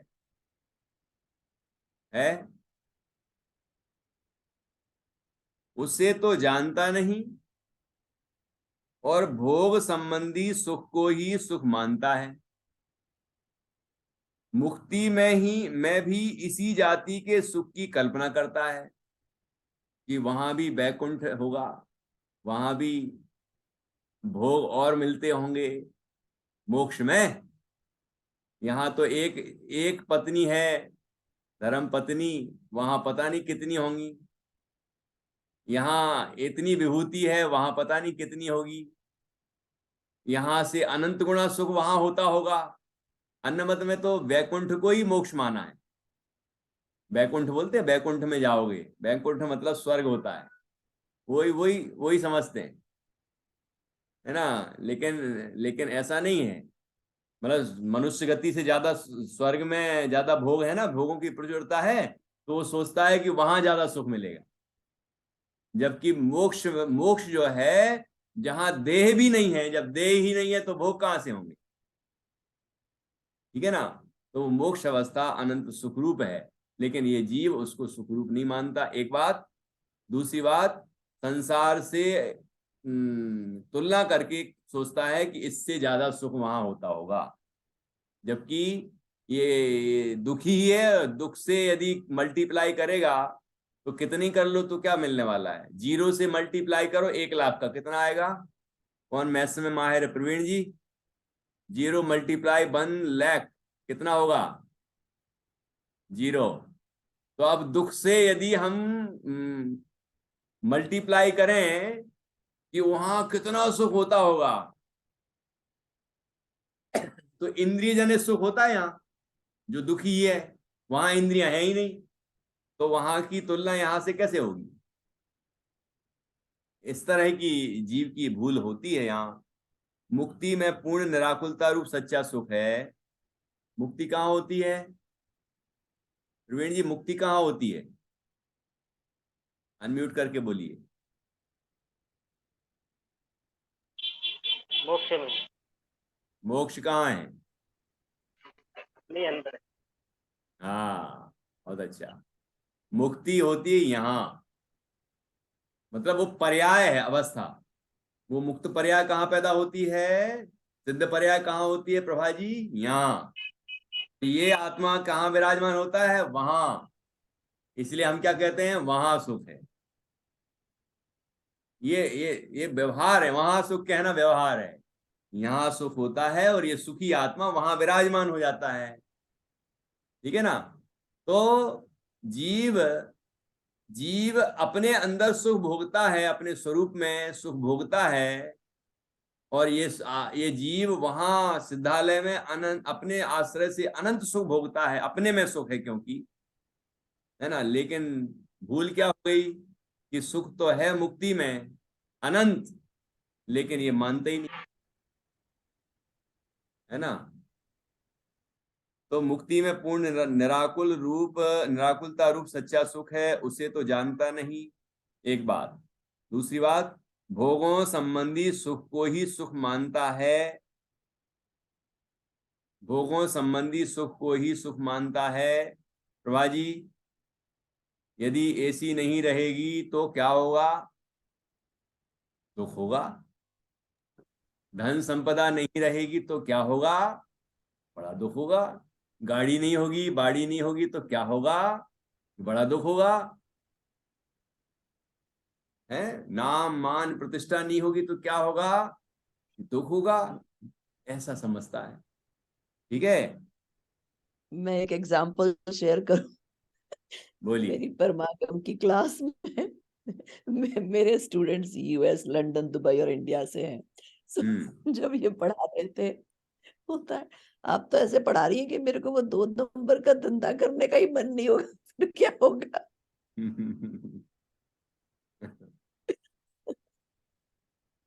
बिल्कुल। अब मैंने कहा वही तो करने आए हो यार। मैं ये कह रहा हूं कि जैसे हम सबको ये लग रहा है स्पष्ट रूप से कि भोगों में सुख नहीं है, लेकिन फिर भी हम भोगों से क्यों चिपके हुए हैं? भोगों को छोड़ के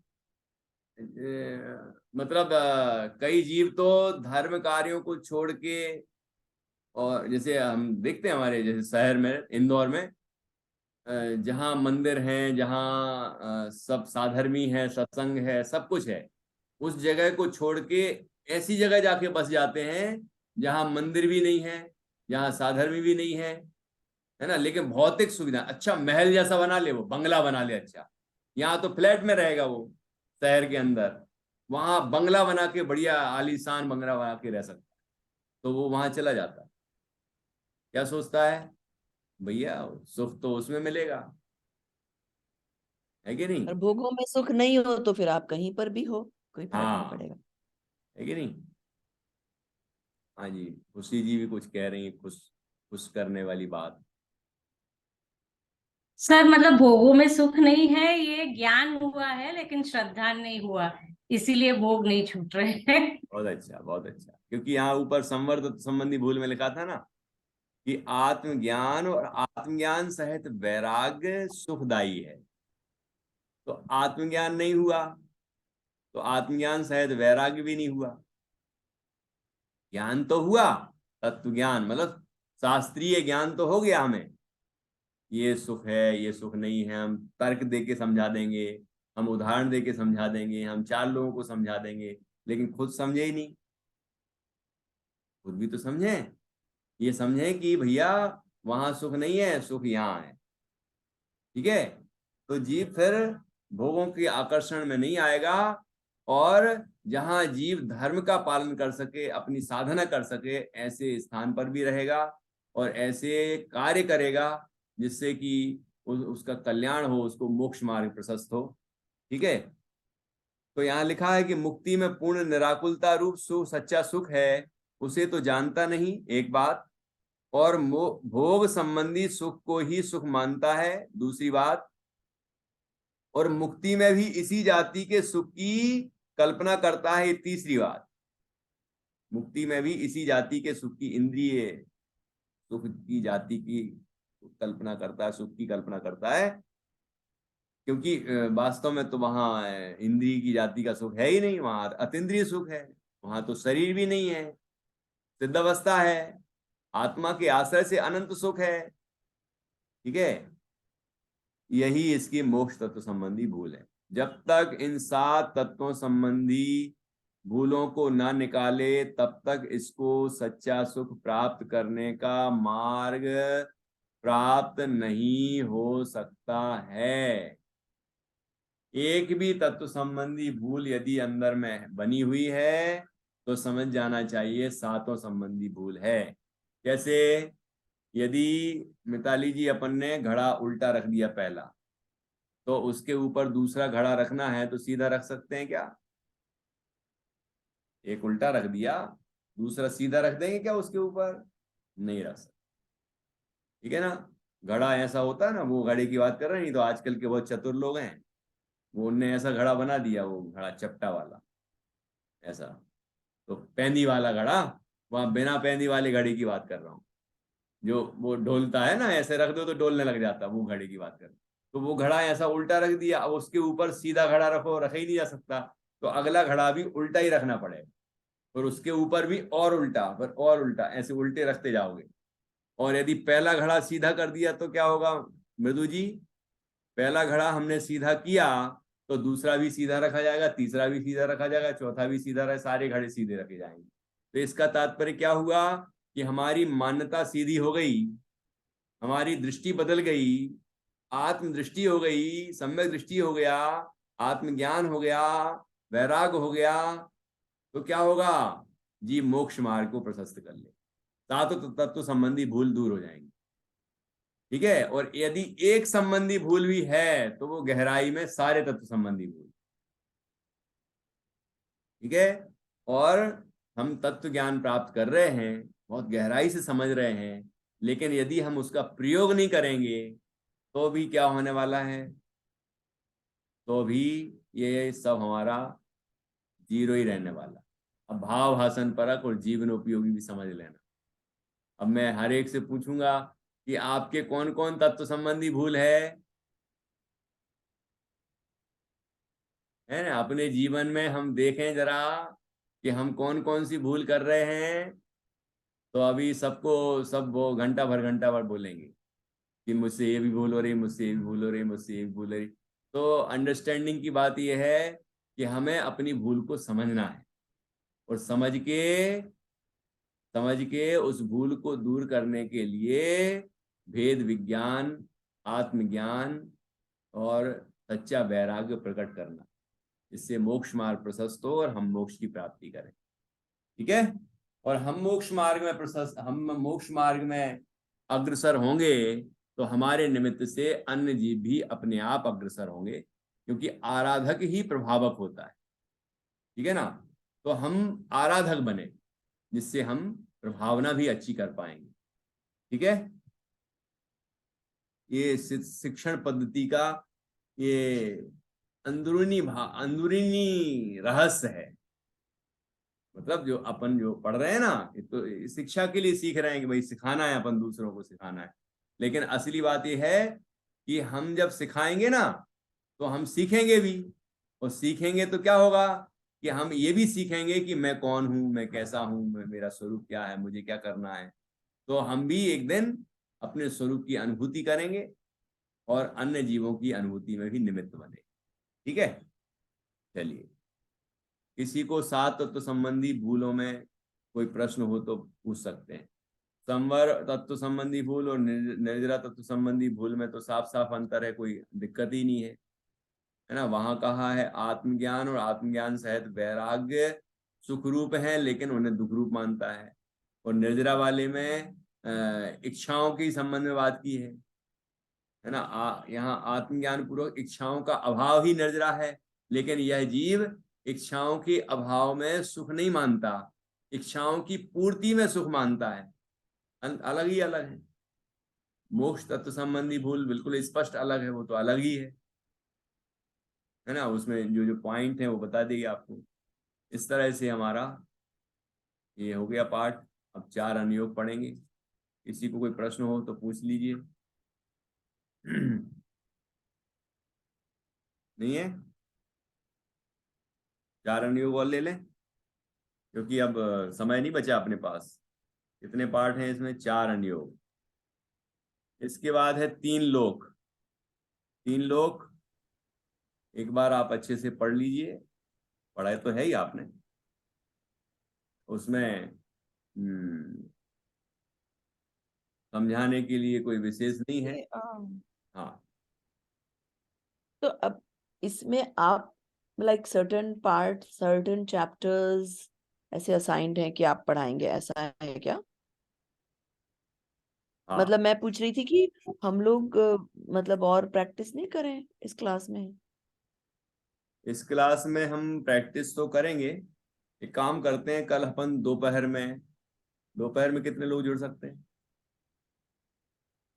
आप दोपहर को भी पढ़ाते हैं? सर अभी नहीं। कह नहीं सकती, अगर मेरी कल क्लास हो जाएगी तो नहीं ज्वाइन हो सकूंगी। अच्छा, और कोई? दोपहर में आप लोगों को कितने बजते हैं? 2 बजे? दोपहर के हाँ, हफ्ते 4, सुबह 3, के 4। नहीं दोपहर, हाँ दोपहर सुबह के 4 बजेंगे। तो आ ही नहीं सकते आप। तो उसमें आप करा रहे हैं क्या प्रैक्टिस? करा नहीं रहे हैं, कल के लिए सोच रहा था, जिससे कि आपकी नहीं तो वहाँ जो लोग आ सकते हैं वहां करा दीजिए, हमको शाम वाले में प्लीज करा दीजिए। शाम में अपन थोड़ा जल्दी बैठ जाएं कल, हाँ 7 बजे। हाँ सर ऐसे कर सकते हैं, 6 बजे? That's fine. 6:30, 6:30, 6:30 बजे मैं जल्दी भोजन कर लूंगा। 6 बजे तो ऐसे हो ही जाता है, कभी आते आते सर 6:30 रख लीजिए। 6:30। सर 6 लीजिए, बिकॉज हमारा बहुत समय हमारा लगेगा प्रेजेंटेशन में, फिर हमें चैप्टर्स भी पूरे करने हैं। हाँ ठीक है, तो ऐसा करेंगे ना, जो आपको जो अनुकूल हो वो रख हाँ लीजिए सर। नहीं, ना ऐसा हमें करेंगे ना, एग्जाम की जो आते चिंता और जाएंगे। लिखने का हमारा काम बहुत पेंडिंग है, और फिर अगर हम ये चैप्टर का ये जो भाव भाषण है आप जो करा रहे हैं उससे हमें मदद मिल रही है हमारे स्पष्टीकरण में, तो आई थिंक हमें पद्धति तो पता लग गई है, और वो हम आपसे मिलके भी प्रैक्टिस कर सकते हैं। बट अगर एक बार हमारा कंटेंट पूरा हो जाएगा तो हमें ज्यादा फिर सुविधा होगी। हाँ ये ज्यादा बेटर है। हाँ मुझे भी यही ठीक लग रहा है, हमें पद्धति कंटेंट में समझ तो आ वैसे गई भी है, जो पद्धति हम सर आपस में कवर कर मिलके रहे हैं वो प्रैक्टिस थोड़ी कर है। लेंगे। हम एक्स्ट्रा टाइम में एक दूसरे को सुना सकते हैं पद्धति, ठीक बात, बिल्कुल। ठीक है। क्योंकि उसको हम आइडेंटिफाई कर सकते हैं कि आपने क्या छोड़ा, कौन सा सोपान छोड़ा, नहीं किया, उसमें कोई बड़ी बात नहीं है, वो तो हम एक दूसरे को बता ही सकते हैं। लेकिन जो कंटेंट का जो मैटर है उसमें स्पष्टीकरण में हमने पूरे पॉइंट लिए या नहीं, वो हमें सर के बताने से हम नोट डाउन करें कि हम ये पे क्या बोल सकते हैं, तो हमें बहुत क्लैरिटी हो रही है। ठीक आई है। एग्री। और विषय वस्तु क्लियर होती है तो ही पद्धति काम आती है। विषय वस्तु स्पष्ट नहीं होती तो पद्धति क्या काम आएगी? मतलब आप जैसे हमारे कभी कभी ऐसा होता है, जैसे समाज में जब यहाँ जैसे ग्वालियर है, ऐसी और भी जगह जब शिविर लगते हैं तो वहाँ लोकल के कोई प्रभावशाली व्यक्ति हो या बच्चा बहुत ब्रिलियंट हो और 8th क्लास में पढ़ रहा है, जबकि प्रशिक्षण देने की तो उसकी वो नहीं है, मतलब उम्र कि प्रशिक्षण शिविर ले, लेकिन फिर भी वो कहता नहीं मुझे तो करना है। तो ऐसे बच्चे कर तो लेते हैं, टेक्निक तो आ जाती है उनको, प्रोसेस में तो पढ़ा लेते हैं, लेकिन जब स्पष्टीकरण का जब मैटर आता ना, वो टाइम आता ना, वहां वो पढ़ देते हैं, पॉइंट को बार बार बोल देते हैं, लेकिन उसको समझा नहीं पाते, क्योंकि अभी उनकी उतनी समझ विकसित नहीं हुई। और सर मुझे एक चीज और लग रही है कि जब आप स्पष्टीकरण चैप्टर वाइज कर रहे हैं तो हम जो ये नोट्स बना रहे हैं ना, तो हमारे ये पाठ निर्देश तैयार ही हो रहे हैं एक्चुअली।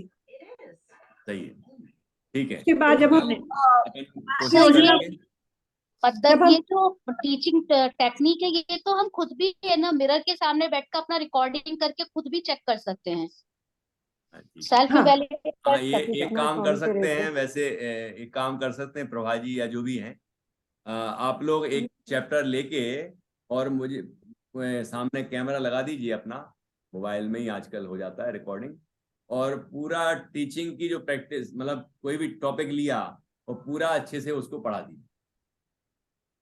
ठीक है, आप बता दीजिए मैंने ये पाठ लिया है और इसकी दिन की ये अनुमति ली है, और आप पूरा पढ़ा के और मुझे भेज दीजिए, मैं देख लूंगा और फिर आपकी गलतियां बता दूंगा। मैं कुछ मिस आउट कर रही हूँ। अच्छा, मुझे नहीं समझ रहा कि आप लोग कुछ क्या बोल रहे हो, कि ये जो बोल रही है ना ज्योत्सना कि भाई आपने पढ़ाया तो अच्छा इतने नोट्स लिख लिए, तो अब ये क्या निर्देश में कहाँ हेल्प हो रही है, क्या बात कर रहे हो, मुझे नहीं समझ में आ रही है। स्पष्टीकरण स्पष्टीकरण में, नहीं स्पष्टीकरण नहीं, में वो मैं समझ रही हूँ, पर हम मतलब ये चलो वो तो कोई बात नहीं, क्योंकि मेरी प्रॉब्लम उल्टी है। मेरे को स्पष्टीकरण आता है, दूसरा नहीं आता, कोई बात नहीं। पर द पॉइंट इज कि ये चलो हम समझो नोट्स भी ले लेंगे, आप पढ़ा रहे हैं, पर एग्जाम में वो चैप्टर्स थोड़ी आ रहे हैं, तो उससे क्या फर्क पड़ रहा है ज्योत्सना, मेरे को नहीं समझ आ रही। नहीं। आपको क्या पता कौन से चैप्टर आ रहे हैं? वही तो वही तो देखो, मेरा क्वेश्चन है कि जो सर पढ़ा रहे हैं उसमें से नहीं आएंगे, ऐसा मैं समझ रही हूँ। May be I am wrong, I don't. नहीं है नहीं, ये ये मतलब नहीं है, नहीं, टॉपिक जो कंटेंट मैं क्लियर पढ़ा हो रहा हूँ रहा ना है, उसमें से लेकिन जरूर इंटरनल आएगा। माइन्यूटनेस पता लग रही है। अच्छा। चलिए, अच्छा, वही तो। दोनों काम करेंगे। कल मैं मैसेज डाल दूंगा कि कितने बजे अपन शुरू करें। 6 कोशिश करेंगे कि जल्दी से जल्दी 6 से 6:30। एक आध कोई व्यक्ति यदि फोन कर देगा तो और अच्छा रहेगा कि आपने। हाँ, मैं कॉल कर दूंगी आपको। क्या बात है, तो मैं जल्दी से आ जाऊंगा। और ठीक है, तो 1 घंटा अपन को एक्स्ट्रा मिल गया यदि, तो ये वाली बात भी हो जाएगी कि आपने मतलब पढ़ा भी लिया एक बार। और एक बार तो सब पढ़ा चुके हैं, प्रवीण जी और राजश्री जी को छोड़ के। बाकी ज्योति जी तो अभी पढ़ा नहीं रही हैं, उनसे भी पढ़वाएंगे। ठीक है, चलिए। तो हाँ, खुशी जी कुछ कह रही हैं, कहिए। सर मैं ये पूछ रही थी कि कल अगर आप 6 साढ़े 6 बजे क्लास रखते हो तो हमारे लिए जैसे पॉसिबल नहीं होगा ज्वाइन करना, तो ये टाइमिंग का तो क्लास रहेगा ही कि हाँ, ये मतलब टाइमिंग वो का नहीं क्लास रहेगा? तो कंटिन्यू रहेगी। तो मान लो कोई ओके सर। 6 बजे नहीं जुड़ पा रहा, 6:30 बजे जुड़ गया, 6 साढ़े 6 पे नहीं जुड़ पाया, 7 बजे तो जुड़ ये गया, जो नॉर्मल 7:30 की क्लास है वो तो रहेगी ही ना? वो तो क्लास ही है, वो तब शुरू हो जाएगी। क्योंकि 6 साढ़े 6 बजे किचन का होता है तो नहीं जुड़ मैं पाएंगे, तो समझ रहा ये हूँ। क्लास तो रहेगी मतलब। हाँ, ये तो रहेगी। Fine, thank you. मेरा एक तो अलग से प्रश्न था। हाँ, ये जो पाठ योजना आप भेजे तो एक ही भेजना है क्या भैया, कि सभी की पाठ योजना बनानी है या सिर्फ पाठ निर्देश बनाने की? देखो, एक पाठ्य योजना बनाने दी है आत्मा परमात्मा, फिर हाँ, एक वो तो भेज दिया, अहिंसा, एक विवेचन, आपने नहीं दी अभी। नहीं डाला मैंने आपको कल। कल डाल दिया है, मुझे हाँ, नहीं मिली। आपके पर्सनल नंबर पे डाला है, हाँ, तो पीडीएफ भेज। एक बार और जय जैनन भेज दीजिए, तो मैं देख लेता हूँ। आपका नाम भेज दीजिए तो मैं देख लेता हूँ। ठीक है, तो एक तो बात ये हो गई, और दूसरी पाठ योजना दी गई है अहिंसा एक विवेचन। बस 2 ही पाठ योजनाएं हैं, तीसरी आएगी एग्जाम में, वो आपको बता देंगे किन पाठों में से आएगी। और बाकी पाठ निर्देश अभी मिलने वाला, ये पाठ योजना के बाद पाठ निर्देश मिलेगा, हम आपको बताएंगे। वैसे आपको सब पता ही है, पिछले साल भी किया है, और पाठ निर्देश अपनी बुक में भी दिए हुए हैं बहुत सारे। तो जिनके पाठ निर्देश दिए हैं उनकी पाठ योजनाएं आएंगी, जिनके पाठ योजना दी है उनमें से पाठ निर्देश आएंगे, लगभग ऐसा होता है। ठीक है, तो थोड़ा सर इसको क्लैरिफाई करिए ना, मतलब मैंने क्योंकि पूरी किताब तो अभी पढ़ी नहीं है, मुझे पता है उसमें है निर्देश योजना के बारे में, सॉरी। तो हाजी थोड़ी मेहनत तो करनी पड़ेगी। अभी कोशिश तो कर रहे हैं, पर टाइम कहाँ से लाए अब इतना। देखो, अध्यात्म जी का जैक बार बार लगाएंगे तो अच्छा नहीं होगा। क्या मतलब? कुछ नहीं। मतलब ये पढ़ना तो अपन को पड़ेगा, मेहनत तो नहीं नहीं, पढ़ रहे हैं सर, वो बात नहीं है, पर जितना मतलब पढ़ना चाहिए उतना कुछ नहीं पढ़ रहे हैं। कुछ कुछ निवास प्राइमरी चीजें मेरे को क्लैरिफाई हो जाए ना, तो जो मतलब ये पाठ निर्देश बेसिकली स्पष्टीकरण ही है ना? शॉर्ट, मतलब जब अपन पाठ योजना तो शॉर्ट में। जब हम अभ्यस्त हो जाते हैं पाठ योजना के, और हमें फिर इतनी ज्यादा लिखने की आवश्यकता नहीं रहती, तो हम उसके पूरे पाठ के निर्देश बना लेते कि हम इनमें से इस पाठ में कौन कौन सी बातों पर विशेष ध्यान देंगे। तो ऐसा पाठ निर्देश तैयार होता है, वो छोटा होता है, तो उसमें हम किन किन में अंतर बताएंगे, कौन कौन सी परिभाषाएं होंगी, कौन कौन से प्रश्न उत्तर होंगे, मतलब मुख्य मुख्य बातें हम उसमें लिख लेते हैं। जैसे हम तो इसमें अनुवृत्ति को समाहित किया करके लिखेंगे, या मतलब उसमें अनुवृत्तियां खाली वगैरह नहीं बांटते, उसमें दिन नहीं बांटते, उनमें तो बस सीधे मुख्य मुख्य बातें जो आपको ध्यान रखने योग्य हैं, जिसके आधार आप देखो ना बुक में। हाँ उसमें आप नहीं, बट वो मैटर जो आएगा पूरे चैप्टर का ही होगा ना, पूरे चैप्टर का हाँ एक हाँ हाँ। तो वो बेसिकली जो स्पष्टीकरण और या पूरे अध्यापक कथन में जो हमें बोलना है उसका मतलब पॉइंट्स लिख लिए कि मैं ये बोलूंगा। नहीं, तो मतलब चारों नीति में जितना पढ़ाया उसका मैटर सब है। चार अनुवृत्ति में जितना पढ़ाया उसका मैटर सब है, लेकिन ऐसा नहीं कि सब है, सार है।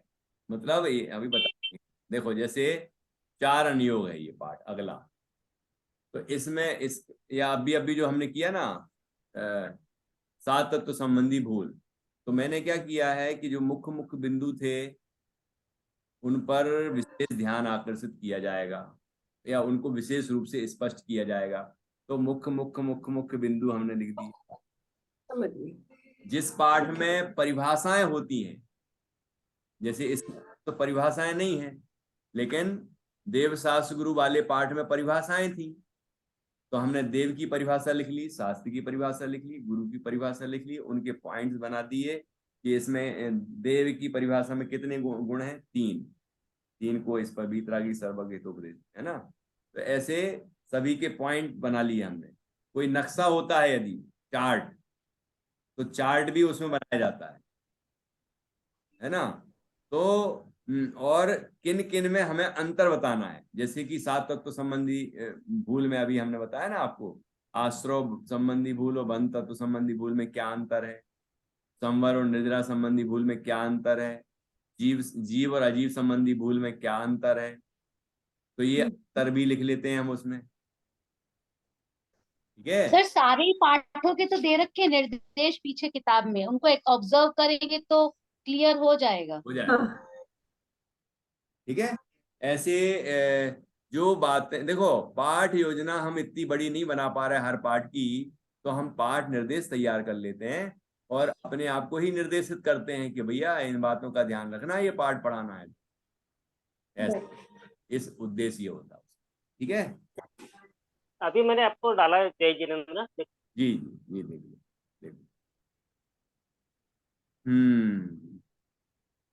चलिए, तो अब अपन एक काम कर रहा हूं मैं, आज मैं आपको वो पाठ बता रहा हूं, अभी जितनी देर बची है, थोड़ी सी देर में जल्दी, कि जो मैं विस्तार से नहीं पढ़ाऊंगा और आपको ही जल्दी समझ में आ जाएगा। जैसे 4 अनुयोग अभी छोड़िए, कल पढ़ेंगे।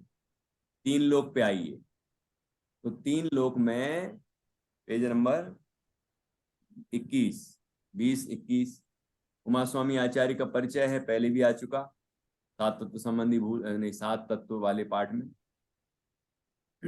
यहाँ 3 लोक वाला पाठ है। 3 लोक का जैसे नक्शा है, उसमें ऊर्ध्व लोक में क्या क्या होता है, अधोलोक में क्या क्या होता है, मध्य लोक में क्या क्या होता है। ठीक है ना, तो ये अपन जैसे पढ़ते जाएंगे तो स्पष्ट होता जाएगा, कठिन नहीं है पाठ। ठीक है, इसमें तो याद करने की चीजें ज्यादा होती हैं कि अधोलोक की बात की है तो अधोलोक में 7 नरक पृथ्वियां हैं, है ना। और मध्यलोक में क्या है, मध्यलोक में द्वीप समुद्र हैं। तो मध्यलोक के अंदर 2.5 द्वीप है, पहले 2.5 द्वीप आएगा, जम्बूद्वीप, लवण समुद्र, धातकी खंड, कालोनी समुद्र, पुष्करवर द्वीप, पुष्करवर समुद्र। तो पुष्करवर द्वीप का आधे में मानुसूत्र पर्वत है, तो बचा आधा, तो इसको बोलते हैं एक जम्बूद्वीप, एक धातकी खंड, एक आधा पुष्करवर द्वीप, तो हो गया 2.5, 2.5। मतलब है ना 2.5 हो जाता है, तो इस तरह 2.5 द्वीप कहते हैं उसको। और मानसोत्तर के बाहर जब गए हम, है ना, तो जब 8वें नंबर के द्वीप पर पहुंचेंगे तो उसका नाम है नंदीश्वर द्वीप। ये सब मध्यलोक ही चल रहा है। फिर इस तरह से हम 11वें द्वीप में पहुंचेंगे तो वो कुंडलवर द्वीप, फिर 13वां द्वीप रुचिकवर द्वीप, फिर ऐसे असंख्यात द्वीप और समुद्र एक दूसरे को आपस में एक दूसरे को घेरे हुए जब आखिरी में पहुंचते हैं तो उसका नाम है स्वयंभू रमण द्वीप। और फिर उसको घेरे हुए है स्वयंभू रमण समुद्र। स्वयंभू रमण समुद्र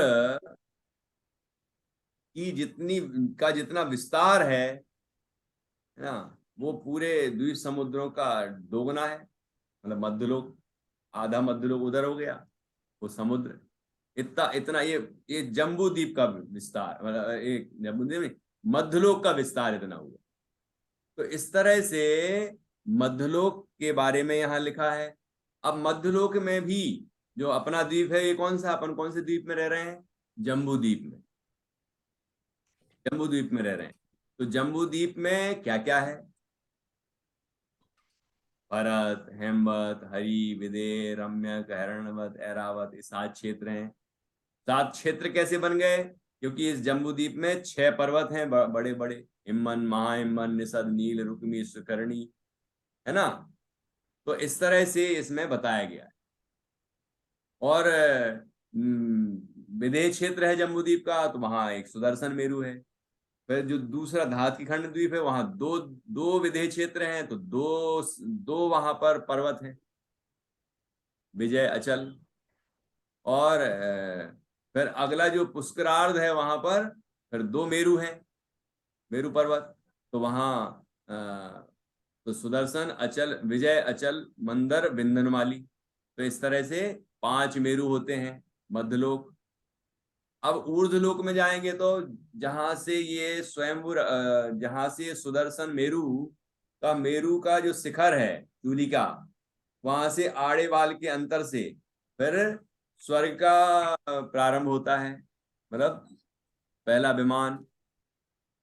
ऐसे देवगति में जो 3 जाति के देव हैं वो तो यहाँ मध्यलोक में भी रहते हैं, अधोलोक में भी रहते हैं, लेकिन जो वैमानिक देव हैं वो ऊपर रहते हैं।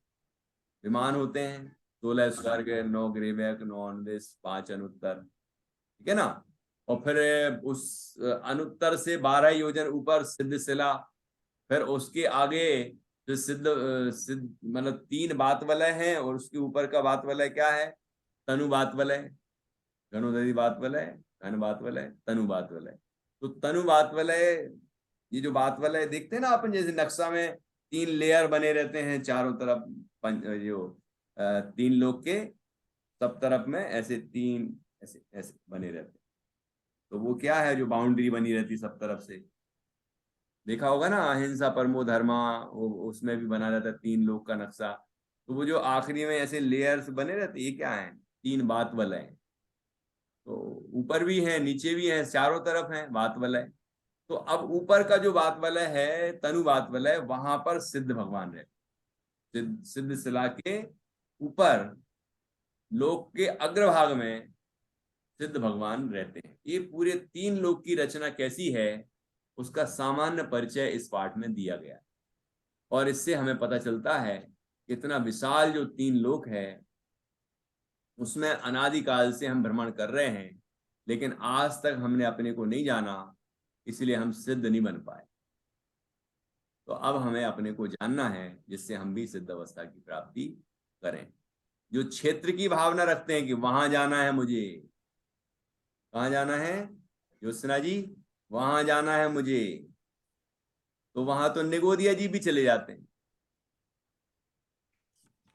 जहां सिद्धालय है ना, वो क्षेत्र स्थान, तो अनंत दूसरे जीव भी रहते, सूक्ष्म जीव।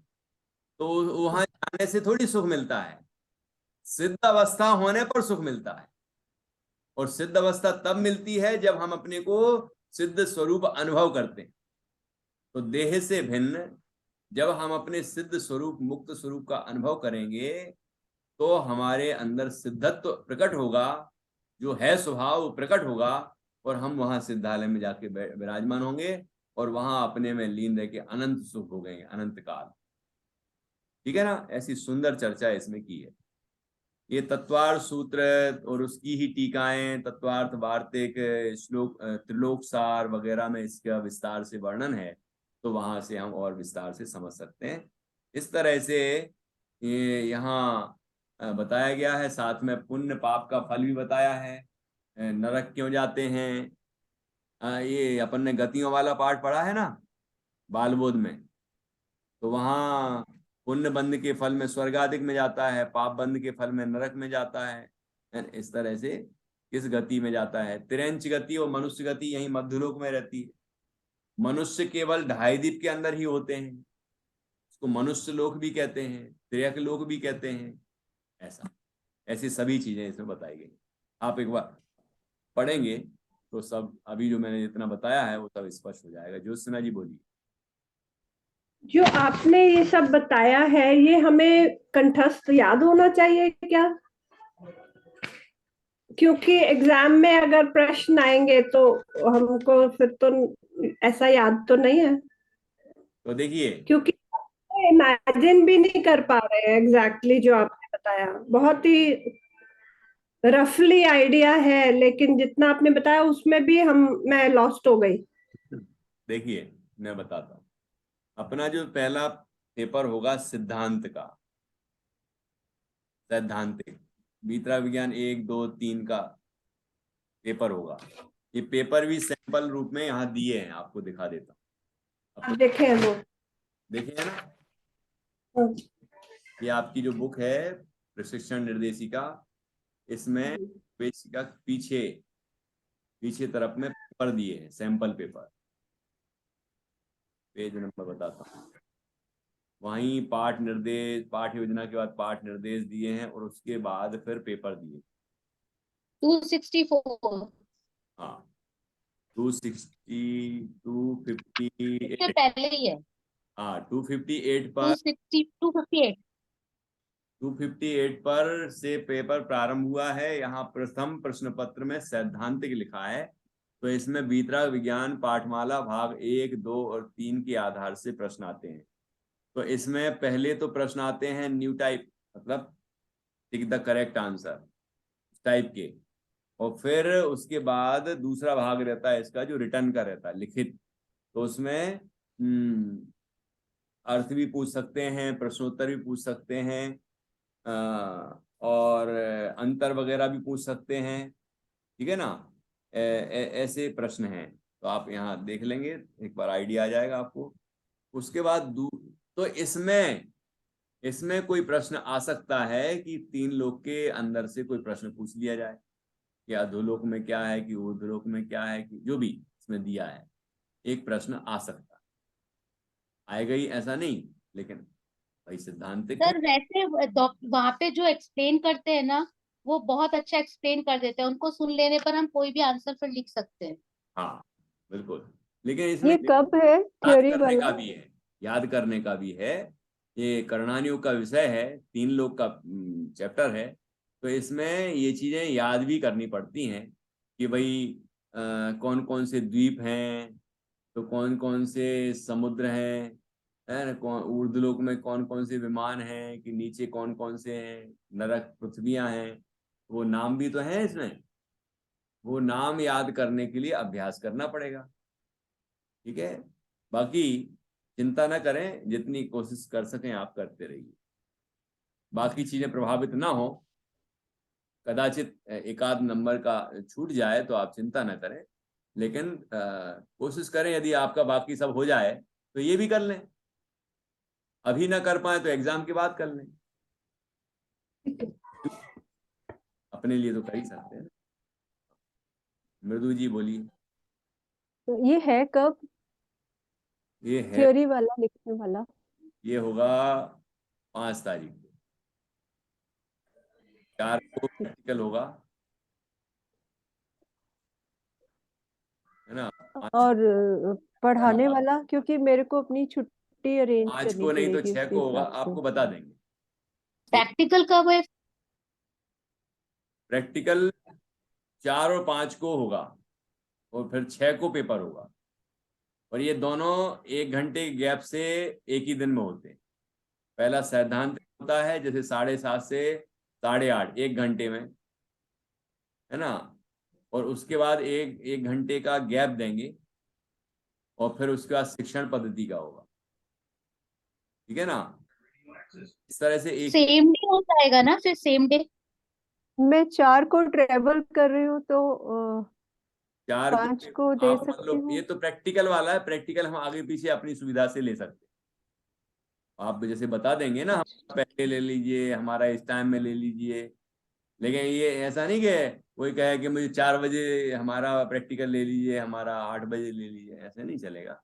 जो अपना टाइमिंग है उसमें कोई को यदि कहीं ट्रेवल करने की बात आ रही है जैसे, या कुछ और बात है, तो आप सूचना डाल दें कि आप मेरा आखिरी में ले लेना, है ना। ऐसे इस तरह तो कर सकते हैं कि पहले इनको बुला लिया, फिर इनको बुला लिया, ये कर सकते हैं। कोई बच जाएंगे एक आध तो 5 को ले लेंगे। ऐसे नहीं है कि नहीं आपको उस टाइम पे ही उपस्थित रहना पड़ेगा, ऐसा नहीं है, थोड़ी सुविधा आपको दी जाएगी।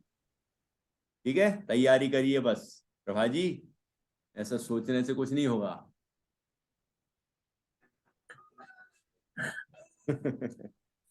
तो यहाँ पेपर दिए हैं आप, इसके बाद दिया है शिक्षण पद्धति का।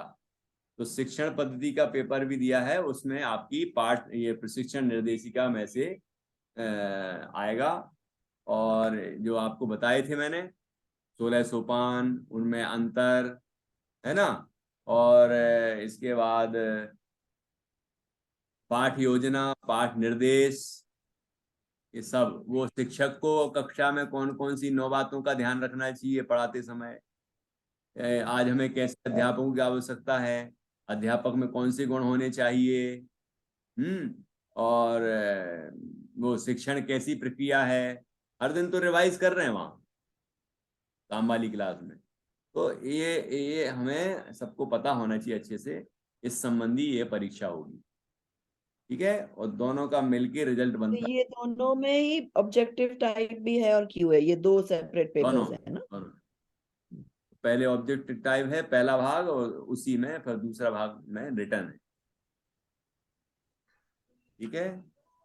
चलिए, अब अपन ये परीक्षा की बात हो गई, अब थोड़ा सा इधर आए वापस। तो ऐसे ये 3 लोक वाला पाठ हो गया। अब आप इसको पढ़ेंगे तो इसमें आपको सब पता चल जाएगा कि कौन कौन से पर्वत हैं, कौन से समुद्र हैं, ढाई द्वीप क्या है, कौन से क्षेत्र हैं, है ना। ये चित्र भी बना हुआ है जम्बू द्वीप का, और आप ढाई द्वीप का चित्र भी आप देख सकते हैं, कहीं नहीं मिले तो गूगल पे मिल जाएगा, जैन कोश में भी मिल जाएगा। और फिर कौन सी 14 नदियां होती हैं, है ना, 7 पृथ्वियां कौन सी हैं, रत्न प्रभा तो सबको पसंद आएगी कि नहीं आएगी। ऐसी घटना घटी, एक ब्रह्मचारी दीदी ने पूछा, वो कोई उनकी घर की काम वाली बाई होगी, उससे पूछा कि रत्न प्रभा में जाना है क्या। तो कहते मालकिन मैं कहाँ रत्न प्रभा में जाऊंगी, रत्न प्रभा में तो आप जाएंगी। इसको लगता है कि मैं तो बड़ी ऐसे परम पुण्य नहीं कर पाती, धर्म नहीं कर पाती, मैं तो पाप करती हूँ, है। तो उसे रत्न प्रभा ऐसी लगती है जैसे कि रत्नों में रहने वाले। तो रत्न प्रभा एक पृथ्वी का नाम है जहाँ की 30 लाख नरक बिल हैं, हर भाग पंखा अब बहुल भाग में। तो इस तरह नारकियों के बिल हैं वो, ये पृथ्वियां नरक पृथ्वियां कहलाती। तो ऐसी 7 पृथ्वियां हैं, तो इनके नाम यहाँ दिए हुए हैं, ठीक है। और उनके कर्मों के फल भी बताए गए हैं कि किस कर्म के कारण कहाँ जाते हैं, और 16 स्वर्गों के नाम भी दिए गए हैं, ठीक है। उसके बाद आपको बता दिए 9 ग्रीवक होते हैं, 9 अनुदेश होते हैं, 5 अनुत्तर विमान होते हैं, 5 अनुत्तरों में मध्य में सर्वार्थ सिद्धि होती है। सर्वार्थ सिद्धि जहाँ से ऋषभ देव आए थे ना, और भी तीर्थंकर वहां से आते हैं, और भी स्वर्गों से आए, ठीक है। ये ग्रेवेयक और सर्वार्थ सिद्धि क्या होते हैं, ये मुझे आज तक समझ में नहीं आया। स्वर्ग तो आ गया, मतलब ये अलग, हाँ। ठीक, नहीं तो 16 स्वर्गों के बाद 9 ग्रेवैक होते हैं, ऐसे पटल तो होते हैं। उससे ज्यादा भोग सामग्री होती है वहां पे, क्या सिग्निफिकेंस जितने है उसका? जितने ऊपर जाएंगे उतनी उतनी भोग सामग्री कम होती जाएगी और सुख बढ़ता जाए, मतलब अनुकूलता वाला सुख वो बढ़ता चला जाता। मतलब जितनी आत्मशुद्धि है उसके हिसाब से आपका वो हायर होगा। हाँ, मतलब जैसे जितना तपस्वी रहा होगा जीव, उस हिसाब से वो तपस्वी, और हाँ। ऊपर की जगह में जाएगा। तो 9 ग्रेवैक में अहमित्र पाठ होते हैं। सूत्र का तीसरा चौथा अध्याय देखना है ना आप। हाँ हाँ, तत्वार सूत्र के तीसरे और चौथे अध्याय में मिलेगा। तो अभी एक संक्षेप में आपने जैसे पूछा, तो ऐसा लगता है जीवों को कि जितने ऊंचे स्वर्ग में जाओगे उतनी ज्यादा अभी तो नहीं। मिलेगी। ये कॉन्सेप्ट गलत हो जाएगा। जितने ऊंचे स्वर्ग में जाता है उतनी सामग्री कम होती है और अनुकूलता बढ़ती है, शांति और संतोष बढ़ता है, सुख बढ़ता है, अनुकूलता वाला पुण्योदय से, है ना, वो बढ़ता चला जाता है। और आगे जाता है अहमिंद्र हो गया। यहाँ तक तो देवियां भी थी 16 स्वर्ग तक, और उसके बाद तो अहमिंद्रों की तो देवियां ही नहीं होती, लेकिन वो बड़े खुश रहते हैं। और ऊपर जाओ, फिर 9 ग्रेवक के बाद 9 अनुदेश, 9वें ग्रेवक तक तो मिथ्या दृष्टि द्रव्यलिंगी मुनि भी जा सकते हैं। ये पुण्य के कारण वहां तक जा सकते हैं, मिथ्या दृष्टि भी जाते हैं लेकिन वो भी जा सकते हैं। उसके बाद जो 9 अनुदेश हैं वहां तो भावलिंगी संत ही जाएंगे। फिर 5 अनुत्तर हैं, उसका बीच का विमान दरबार सिद्धि है ना, महान तपस्वी मुनि वहां जाते हैं। जो मोक्ष नहीं प्राप्त कर पाते उस भाव से वो वहां चले जाते हैं। 33 सागर की आयु होती है उनकी, वहां 33 सागर तक रहते हैं। उसके बाद फिर आते हैं और यहाँ से दीक्षा लेके एकावतारी होते हैं वो। ऐसी अनेक बातें हैं। तो ग्रेवयक में अहेमेंद्र होते हैं, वहां भोग सामग्रियां, स्त्रियां ही नहीं है वहां, देवियां भी नहीं है, तो भोग सामग्रियां तो बाहर की कम है, लेकिन बाकी उन बड़े प्रसन्न रहते हैं, वो संतुष्ट रहते हैं। तो संतोष का सुख विशेष है वहां। ठीक है, मुझे कुछ बोलना था पंडित जी साहब। हाँ बोलिए ज्योति। वो ज्योत्सना जी का क्वेश्चन था ना, उसका हाँ आंसर ये चौथे अध्याय में 20वां नंबर सूत्र है। मैं बुक से ही बता रही हूँ, तत्वार सूत्र जी से। उसमें दिया है ना, वैमानिक देवों में स्थिति, प्रभाव, सुख, द्युति, क्लेश विशुद्धि, इंद्रिय विषय और अवधि विषय की अपेक्षा ऊपर ऊपर के देव अधिक हैं। गति, शरीर, परिग्रह और अभिमान की अपेक्षा ऊपर ऊपर के देव हीन हैं। ये 2 सूत्र में सारा कुछ वो दिया हुआ है। बहुत अच्छा, बहुत बढ़िया। ठीक है, देखो कितना सुंदर बताया, बहुत बढ़िया। इस तरह से ये 3 लोक वाला पाठ भी हो गया। और कुछ लगे कभी तो आप पूछ सकते हैं। और इसके बाद 7 तत्व वाला पाठ अभी पढ़ाना जरूरी है और जोरदार है। अहिंसा एक विवेचन तो पाठ योजना भी बनानी है, तो वो भी अपन करेंगे। अब आता है अष्टानी का महापर्व। अभी जैसे मैंने बताया कि 2.5 द्वीप के बाद जो द्वीप आगे आगे गए ना, तो जैसे जम्बू द्वीप लवण समुद्र, हाथीखंड कालोदीत समुद्र, पुष्करवर द्वीप पुष्करवर समुद्र, फिर ऐसे करते करते 8वां द्वीप है नंदीश्वर द्वीप और फिर नंदीश्वर समुद्र। तो नंदीश्वर नाम का जो 8वें नंबर का द्वीप है, ये सब चूड़ी के आकार है, वलयाकार, ऐसे घूम घेरे घेरे।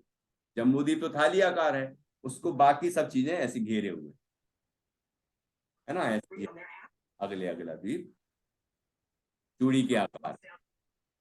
तो अब 8वें नंबर का जो द्वीप आता है उसका नाम है नंदीश्वर द्वीप। वहां पर कितने अकृत्रिम चैत्यालय हैं? 13 चौको 52, मतलब 52। एक दिशा में 13, दूसरी दिशा में भी 13, तीसरी दिशा में भी 13 और चौथी दिशा में भी 13। 13 13 13 13 और 13 चौको 52, 52। 52 अकृत्रिम चैत्यालय होते हैं जो हम पूजन में पढ़ते हैं, नंदीश्वर दीप वाली पूजन, तो पंचमेरु नंदीश्वर पूजन में पढ़ते हैं। तो वहाँ ये जो अकृत्रिम मंदिर हैं उनके दर्शनों के लिए देव लोग जाते हैं। मनुष्य तो वहां जा ही नहीं सकते, मानुष उत्तर पर्वत के आगे ही नहीं जा सकते, ये अभी बता दिया। तो वहां ये देव लोग जाते हैं, अभी हो जाएगा 5 मिनट में। तो ये देव लोग जाते हैं, तो और मनुष्य यहीं से पूजा पाठ करते हैं। पर्व में बड़ो अठाई पर्व है, नंदीश्वर सुर जाए ले वसुधरव है, हमें सकति सो नाही यहाँ करी थापना, पूजो जिन ग्रह प्रतिमा है हित आपना। साथ है ना नंदीश्वर पूजन का स्थापना का छंद।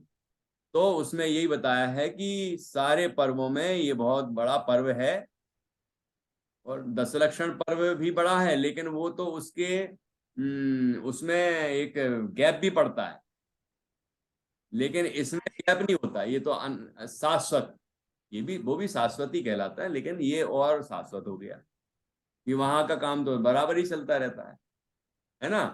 तो इन 8 दिनों में विशेष रूप से देव लोग वहां जाते हैं, पूजन करते हैं, विशेष वंदना करते हैं, विशेष उत्साह होता है। तो ये एक माहौल बनता है, और यहाँ मनुष्य लोक में मनुष्य उनका ही स्मरण करते हुए उन 13 अकृत्रिम चैत्यालयों का स्मरण करके और यहीं से उनकी पूजा करते हैं। तो यह विशेष वहाँ का एक 8 दिन का आयोजन होता है, एक बात। दूसरा, इन्हीं 8 दिनों में प्रायः सिद्ध चक्र महामंडल विधान का आयोजन होता है, क्योंकि बताया जाता है पुराण में कि श्रीपाल और मैना सुंदरी संबंधी जो घटना है वो 8 दिन अष्टानिका के यहीं श्रीपाल मैना सुंदरी ने वहां पर शिखर जी में सिद्ध चक्र विधान का आयोजन किया था। तो उन सभी जो कोड़ी थे, श्रीपाल आदि 700 कोड़ी थे, उन सबका कोढ़ दूर हो गया। तो लोगों ने ऐसी परिपाटी चल गई कि अष्टानिका के अवसरों में ये विशेष रूप से हमें सिद्ध चक्र विधान करना चाहिए, ऐसी मान्यता बन गई। इसके संबंध में भी चर्चा की है कि उन महासती ने कोई कोढ़ मिटाने के लिए सिद्ध चक्र विधान नहीं किया था। वो सम्यक दृष्टि थे श्रीपाल, उनने भी कोई इन दृष्टियों से ये आयोजन नहीं किए थे। ये तो बस संयोग है कि उन अष्टानिका पर्व में उन्होंने सोचा कि भाई चूंकि ये पाप का उदय है, जो कोढ़ है जिसके कारण, तो हम ये धर्म की आराधना करें, सिद्धों की भक्ति करें। तो उन्होंने सबने सिद्धों की भक्ति की। अब ऐसा होने पर उन सबका कोढ़ दूर हो गया। ये संयोग की, भाई पुण्य बंधेगा तो पुण्य उदय में भी तो आएगा। लेकिन फिर कल्पनाएं तरह तरह की हो जाती हैं कि उनने वो गंधोदक लगाया होगा तो फिर पूरे शरीर पे लगा दिया होगा। ऐसा क्यों करेंगे? गंधोदक जो है भगवान के चरण को स्पर्श करता हुआ जो जल आया है, प्रक्षाल का जल, वो तो मस्तक पर हम धारण कर लेते हैं। तो वो जो सम्यक दृष्टि थे श्रीपाल मैना सुंदरी, वो क्या ऐसी विकृत परंपरा चलाएंगे कि नहीं? और इस मान्यता से करेंगे क्या वो सिद्ध चक्र विधान? बिल्कुल नहीं। उनने सिद्ध चक्र विधान किया था, ये बात घटना है, ये तो है ही, कहानी है, लेकिन उस उद्देश्य से नहीं किया था। लेकिन उनके ऐसी घटना घटी कि कोढ़ दूर हो गया, है ना। तो लोगों को ऐसी मान्यता हो गई कि इसमें ही करना चाहिए, जबकि ऐसा नहीं है। और दिनों में भी हम सिद्ध चक्र विधान कर सकते हैं, ठीक है।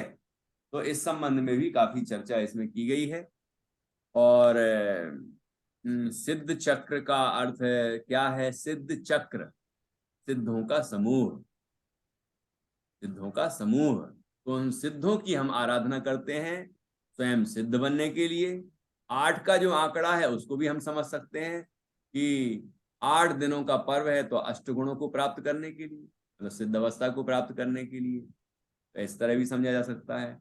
और जो पर्व के दिन है वो त्याग के दिन होते हैं, है ना, जिसमें हम संयम से रहते हैं। तो ये तो सभी जो पर्व हैं उनके संबंध में समझना चाहिए। तो इस तरह की सभी चर्चाएं इस पाठ में की गई हैं।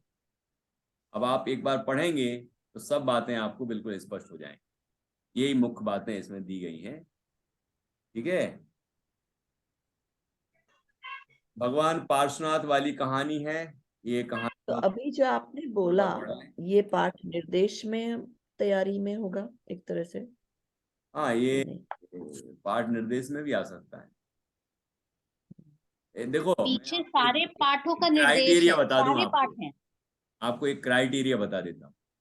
जिन पाठों में परिभाषाएं भी होती हैं, जो सैद्धांतिक होते हैं, जिसमें पाठ योजना विशेष रूप से बन सकती है, उनकी ही तो पाठ योजना देंगे ना आपको।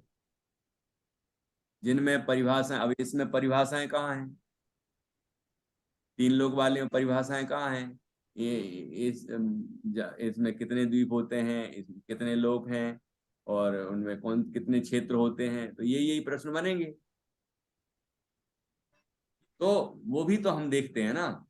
तो इनके पाठ निर्देश देंगे, ऐसे पाठों के पाठ निर्देश दे देते हैं जनरली। तो पाठ एक क्वेश्चन और है, ये जो किसी के भी दे एग्जाम में सकते पाठ योजना देंगे उसमें हाँ। जो पूर्व पाठ मूल्यांकन हम लिखेंगे, हाँ, वो जो एक्चुअली सपोज जो भी पार्ट नंबर दिया है ना, उसका ही बुक में से उसके पहले वाले चैप्टर को हमें वो समझना है कि ऐसे बिल्कुल बताएंगे कौन? 100%। वही। जैसे मान लीजिए आप अनुयोग वाला पाठ नहीं, जैसे मान लीजिए सप्तव्यसन पाठ आपको दिया गया, तो 3 लोग वाले पाठ पूर्व पाठ मूल्यांकन में आएगा, है ना। मतलब जस्ट पहले जो पाठ है वो पूर्व पाठ मूल्यांकन में आएगा, है ना। और वो 5 कब मिलेंगे, कितने दिन पहले? अब कल मैं बात कर लेता हूँ, तो कोशिश करता हूँ कल ही निकलवा लूँ, आपको बता दूंगा। पहले आपको ही बताऊंगा जिससे आप ज्यादा अच्छे से तैयारी कर सकें। कोई बात नहीं, कविता जी को बता दीजिए तो चलेगा। ओके, सबको बता दूंगा। अब भगवान पार्श्वनाथ का जीवन चरित्र बड़ा सुंदर इसमें दिया गया है, वो सभी पढ़ लेंगे। और इसके बाद फिर देवसास गुरु पूजन की जयमाला दी गई है, जो डॉक्टर भारिल जी ने लिखी है पूजन, उसकी जयमाला यहाँ के फुटनोट में कठिन शब्द दिए गए हैं। इतनी तैयारी तो आपको ही करनी पड़ेगी। अब मैं कल 2 पाठ मेरे बचे हैं इस पाठमाला, उन पर ही ध्यान केंद्रित करूंगा। एक तो 4 अनुयोग और दूसरा सप्तव्यसन। ठीक है, इन 2 को करने के रिकॉर्डिंग्स जो इसकी है वो आपने कहाँ डाली है? इसकी रिकॉर्डिंग में ग्रुप में डाल देता हूँ ना। हाँ मतलब ऐसे तो मुझे नहीं पता सब कोई सुन पाएंगे कि नहीं, पर अगर आप डाल दें कि उसमें क्या कवर किया है तो किसी को उस संबंधी प्रश्न होगा तो वो फिर सुन मैं लेंगे। ऐसा नहीं डालता, मैं तो डेट डली रहती है, नंबर डला रहता है, बस इतना ही करता हूँ। मतलब आज की डेट डली होगी उसमें, तो बाकी कौन कौन से चैप्टर मैंने कवर किए हैं ये डिटेल उतनी जगह भी नहीं रहती है उसमें टाइटल में डालने की, तो उससे ही आप डेट से ही समझ लें।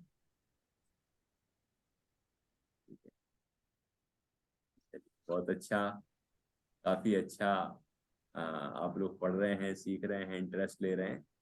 और जिन जिन ने नहीं पढ़ाया है, जैसे ज्योति जी, कोपल जी, राजश्री जी और प्रवीण जी, है ना, आप लोग कल आप पढ़ाएं अनिवार्य रूप से, और बाकी लोग भी पढ़ाएं, प्रभा जी, ठीक है ना, जिससे कि और प्रैक्टिस हो सके। तो मैं कोशिश करूंगा कि 6 बजे ही अपन शुरू कर लें, 6 नहीं तो 6:30, मतलब जल्दी से जल्दी कोशिश करेंगे कल, क्योंकि कल का दिन है और परसों उसके बाद तो प्रैक्टिकल शुरू हो जाएंगे। तो 2 दिन बचे हैं, और हम कोशिश करेंगे कि ये जितने बचे हुए पाठ हैं, मुख्य पाठ, जैसे अभी मैंने किया यहाँ, ऐसे ही आगे के पाठ भी, जो पाठ हम आपको थोड़े थोड़े निर्देश देने हैं, थोड़ा बताना है उनके बारे में, मुख्य पाठों पर विशेष ध्यान देंगे। तो उनमें से ही निश्चित रूप से आपकी पाठ योजना हो या पाठ पढ़ाने वाले पाठ हों, वो उनमें से ही होंगे। ठीक है। कौन सा पार्ट पे पढ़ा रहे हैं कल? कल आप जो पाठ आप अच्छे से तैयार करके आ सकें वो पढ़ा सकें। अपनी रुचि से आप एक पाठ ले लीजिए, है ना। कौन सा पाठ लेंगे, कौन सी अनुमिति लेंगे, वो आप डिसाइड कर लें, वो पढ़ा दें। ठीक है गोपाल जी, आप भी। हाँ राजश्री जी, क्योंकि अभी पढ़ा लेंगे ना तो आप जो गलतियां हुई निकल जाएंगी और फिर आप उन परीक्षक के सामने अच्छे से पढ़ा पाएंगे। नहीं तो क्या होता है, एक भी बार जिसने नहीं पढ़ाया हो तो वो वहीं एक ही बार में पढ़ाएगा और फिर हमारा भी इंप्रेशन खराब होगा। थोड़ी हिम्मत खराब नहीं होती पढ़ाने के लिए। तो इसलिए आप कल पढ़ाइए, ठीक है। और ये मैंने आपको डाला है पाठ योजना, थोड़ा ठीक, चेक कर लेंगे तो अच्छा हो जाएगा। हाँ जी पंडित जी। हाँ बोलिए। जी मुझे एक बार थोड़ा सा एग्जाम के बारे में और बता दीजिए। क्या एग्जाम किस तरीके से है, जैसे आप प्रैक्टिकल और बता रहे थे ना थ्योरी, किस डेट को और किस तरीके से है प्रैक्टिकल और थ्योरी?